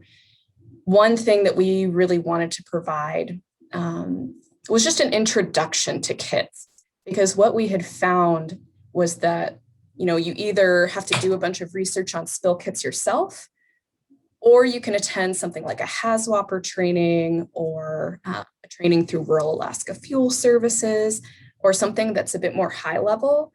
But there weren't a lot of resources kind of in that in-between realm. If people were just wanting to learn the basics of how to use it, what a kit is, how they can be applied. So with that in mind, that's what we set out to create. And we laid out kind of these general categories for our training.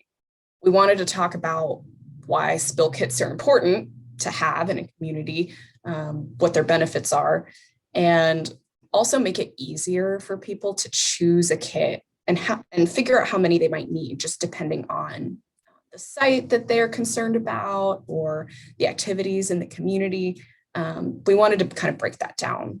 So, and then of course, the $1 million how to use the kit in the first place, breaking down each item in the kit, how to use it, what it's good for, what it might not be good for, and then how to maintain the kits as well. Ideally, these kits aren't going to be used all that often. So we just want to make sure that if a community is investing in them, that they last them a long time. So, we purchased 10 of these kits. We created the curriculum. EPA was pretty specific with us that they wanted this to be a training tool. they didn't want us to just send out kits to communities without an educational component. They really wanted to see us help build knowledge and capacity at the community level with these kits. So, we do provide each community that we're working with a training kit that they can keep. But we are very specific in our training that it is for training purposes only. And the idea behind that is that it's kind of a train the trainer arrangement where they can keep the kit and use it to train further community members as needed. But I just wanted to provide that caveat in case others are interested in creating a program like this, that, if you're using EPA money through IGAP or through TRP, that is going to be something that you might need to address before you get approved to use your funds. And then, of course, just the shout out that, this training is free. We, are fortunate to have the money through our EPA TRP grant to fund this program. So we are able to offer these trainings for free to tribal communities. So I think I see that there are things coming in through the chat. I'm not sure if any of them are questions for me, but I will take questions at the end if people have any. So from here, now that I've provided a little history on the program, I will get into the nuts and bolts of the content. I won't go through the whole training with you guys. That usually takes 45 minutes to an hour. But I do want to provide, a fairly hefty amount of the content here so that you all know what we cover, and also just in case anyone's interested in developing their own training, you're more than welcome to draw from this or adapt it for your own needs. I always start out my trainings with disclaimers, which is not a super glamorous thing that people want to talk about, but it is important just to set the expectations of what people will be equipped to do through this training. I always acknowledge my own limitations. I'm HAZWOPER trained and I have a few years of experience in this area, but I am certainly not like a hazmat spill response expert. And so, this isn't the type of program where we would offer a certificate enabling people to do anything. This is really just informational for small level spills. I'm talking like household level, or your home heating oil tank is leaking and you need something to stop that. That's kind of the level that we're talking about. And so I just always make that clear to folks right from the get-go to make sure that they have the proper equipment and training before they respond to any spill or release. That's the last thing that we want is for anyone to get hurt. So yeah, that's priority number one. And then of course, just making sure that most spill response kits are fairly similar, but there are some variations. And so you'll always want to defer to what the manufacturer or what the spill kit instructions say. If any of them are different than what I teach through this class, then defer to them for sure. So we go over all of that together. And once we're all on the same page, then we get into the fun stuff. We start off with the basics, why spill kits are important. We talk about all these different factors, not just for health and safety, but also liability and compliance, depending on the type of facility that people might be working at or that the spill kit might be located at. And I start with this because I feel like it's important for everyone to understand why we're doing the training and understand what benefits a spill kit could bring to their community in a very concrete way. And that it goes beyond just like cleaning up spills. There are a lot of compelling reasons why they're beneficial. So we try to have an initial discussion about all of those factors right from the get-go. Then we transition into what spill response kits look like. There are a ton of different kits of different sizes, types, with different materials inside. So we try to go through that because it can be very overwhelming if you just start doing research on kits and you're like, I don't know what all of these kits mean. What does yellow mean? What does blue mean? What is this item? So we try to break that down for people and just go over kind of what the different types are and the different sizes. We do talk about the colors, the blue versus yellow, as well as the different colors that people might encounter of the materials inside the spill kit, because they are important and they do mean important information. It indicates what sort of absorbents they are, whether they're for all liquids, whether it's just for hydrocarbons, whether it's good for hazardous materials. So I try to spend a decent amount of time covering this information with the idea that in a spill situation, if you're in a real response situation, time is of the essence. People might be panicking. You don't want to have to pause and Google what was the difference between the gray pads and the white pads? I don't quite remember. So we make sure that everyone has a solid grasp of what all the different symbols and colors inside a kit indicate, so that, it saves them time and stress later. And, along with all of that, the basics of what a spill kit can be used for. It's good to know what a spill kit is, but a lot of people picture a kit just being used, oh no, we had a home heating oil tank spill all over the place, we need to clean this up. When in reality, there are so many uses to a spill kit beyond just, responding after the fact. The sooner you can get a spill kit out there to an incident, the more you can contain it. You can use the materials to divert things away from water sources or away from, culturally sensitive sites or subsistence areas. There's a lot of different ways that you can use a kit that we also try to cover in this training, just to help people start thinking more outside the box with the uses of the kit. Because again, that just increases, the use cases for these kits, justifies the expense, justifies the maintenance. So the more complete picture we can paint, the better. And then after all of that, when people are really wanting to just see what's inside, to everyone's immense relief, we pause the PowerPoint and we open the kit up. And this is everyone's favorite part because, what's inside this mysterious barrel? It's basically a show and tell. We try to be fairly interactive with it. We don't have the number of kits or capacity to stage actual spill scenarios and employ the tools right now. That would be the dream. Right now, all we can do is really pass them around and show people. But it's important that we do that because, to me, having the hands-on kind of feeling what an absorbent sock feels like, getting a sense for its flexibility, feeling the difference in texture between the oil absorbent pads and the universal absorbent pads. That's all information that will help people really understand how these components can be used. And so we just go through every item one by one, talk about what it's used for, talk about how to employ it, why it's important to have in the kit, and answer any questions along the way. So this is my favorite part of the training. This is usually everyone else's favorite part too, just getting that hands-on kind of experience, talking about the different forms of PPE.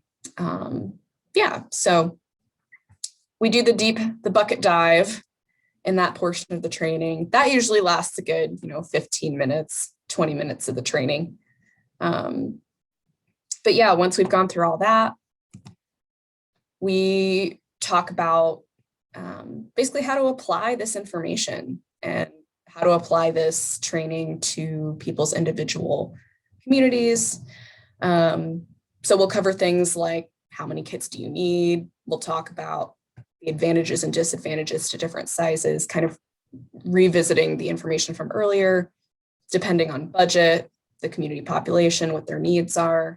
We'll talk about those scenarios and what they might want to choose. And of course, the maintenance of spill kits and where to store them so that everyone knows where it is. Seems like common sense, but you do want to spend some time thinking about where in your community a spill might be more likely to occur and probably place kits accordingly. So as a class, we'll talk about some examples of that in people's communities. People will come up with their own examples. But, you know, I list out some examples that I've seen in communities in Alaska in particular. But we'll go over that together. And then, of course, just considerations for storage, how to keep it secure, but not too secure that people can't use it. Talk about all the different ways that spill kits might become damaged or break down. They're very sturdy. They're built to be sturdy, but they are not infallible. And if they're left out in the elements or the sun or a lot of temperature fluctuations, that will diminish the lifespan of a spill kit. And we really want to maximize how long they last because it is expensive sometimes to ship them out, especially to rural Alaska. And we want these investments to last for folks. So we'll cover a lot of points about maintenance and storage.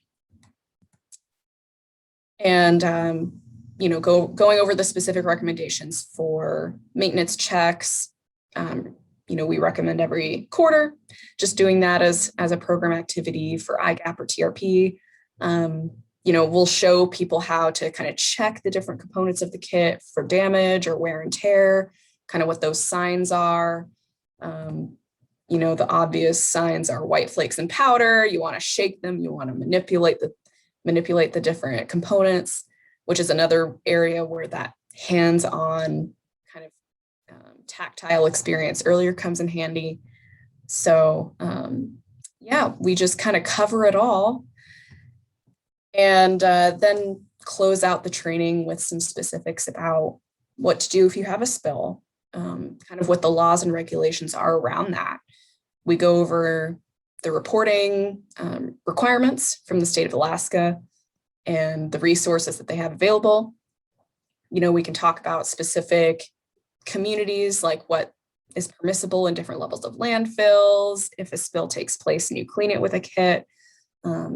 This is, you know, to me, very important information just for anybody, not just someone responding to a spill, but, you know, when a spill takes place, what do you do? And just to know that there are resources and lines available through the state of Alaska to help navigate that.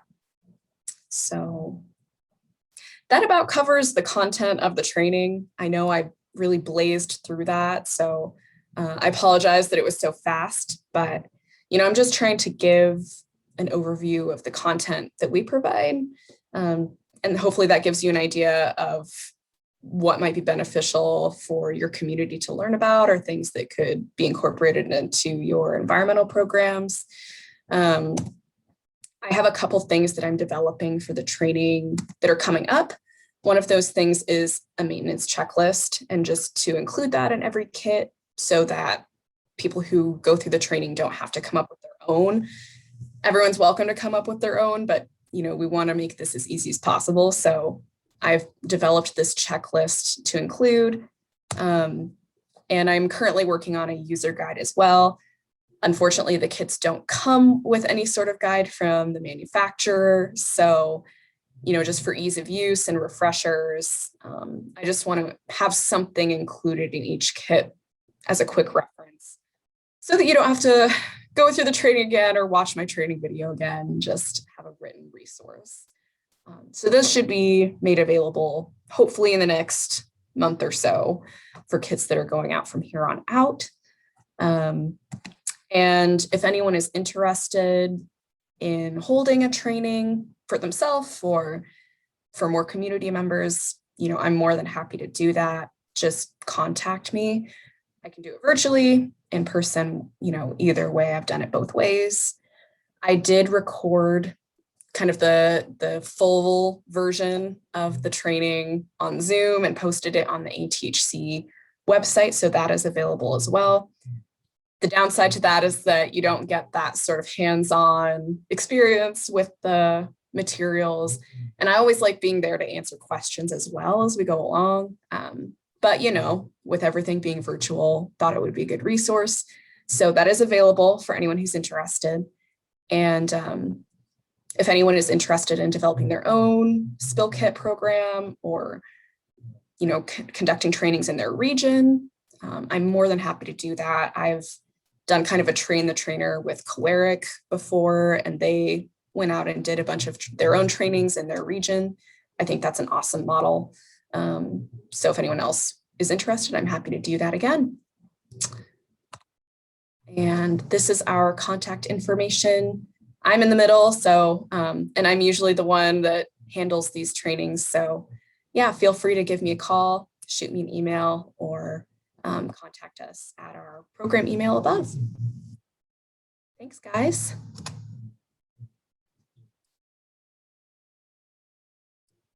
And if anyone has any questions, I'm very open to them as well. But I'll leave it there.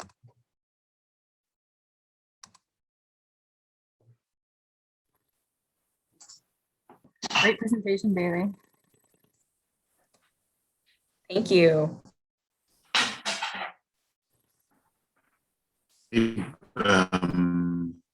Bailey, this is well, I guess everyone, sorry, my internet's been in and out all day. Am I coming through okay now? Or am I cutting out? Good now. Okay, good. Yeah, I just wanted to plug out there that, ANTHC, Bailey, and Joy, and Kevin, they did come down to Juneau, and they did a training for us here at Clayton and Háw'aa. Really great resource, great training. We did get one of the spill kits. I would highly encourage any of the other communities across Southeast.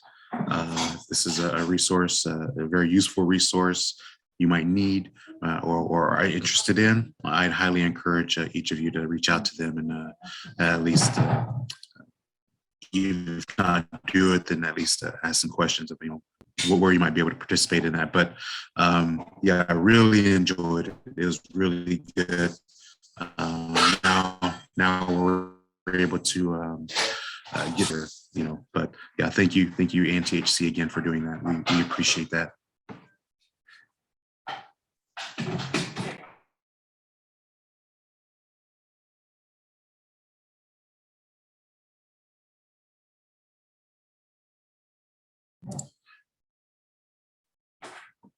Any other last questions?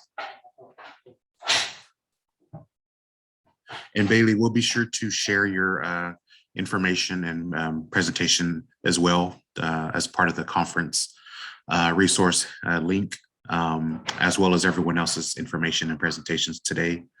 We'll have all those available for everyone to access as well. And if there's any other information, even though you're not presenting, if you want to share information, feel free to send that to us as well. We're more than happy to get that information sent out. Use us as that platform. Awesome. Wow. I think don't want to jinx it, but this is the first time we've been on schedule. So yeah, this is a great start to the conference. Just goes to show, how hungry everyone is for getting back together and sharing information and touching base again. It's been a long 2 years, I should say, and we look to keep the momentum going. And we'll be back tomorrow morning, 9 a.m. Hope to see each of you tomorrow and throughout the rest of the week as well. Any last comments or wrap up questions? Feel free to let us know.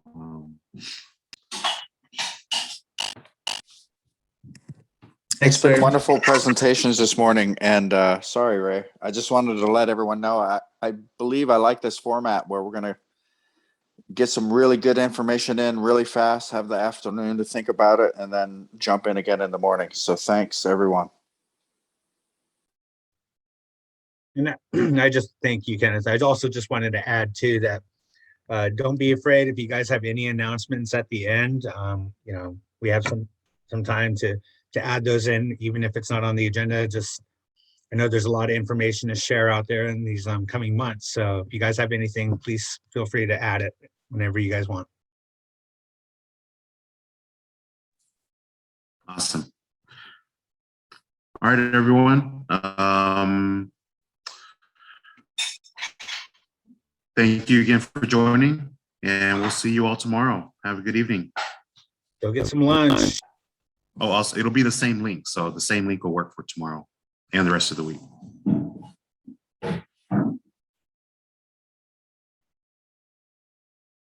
Thank you guys. Good job today.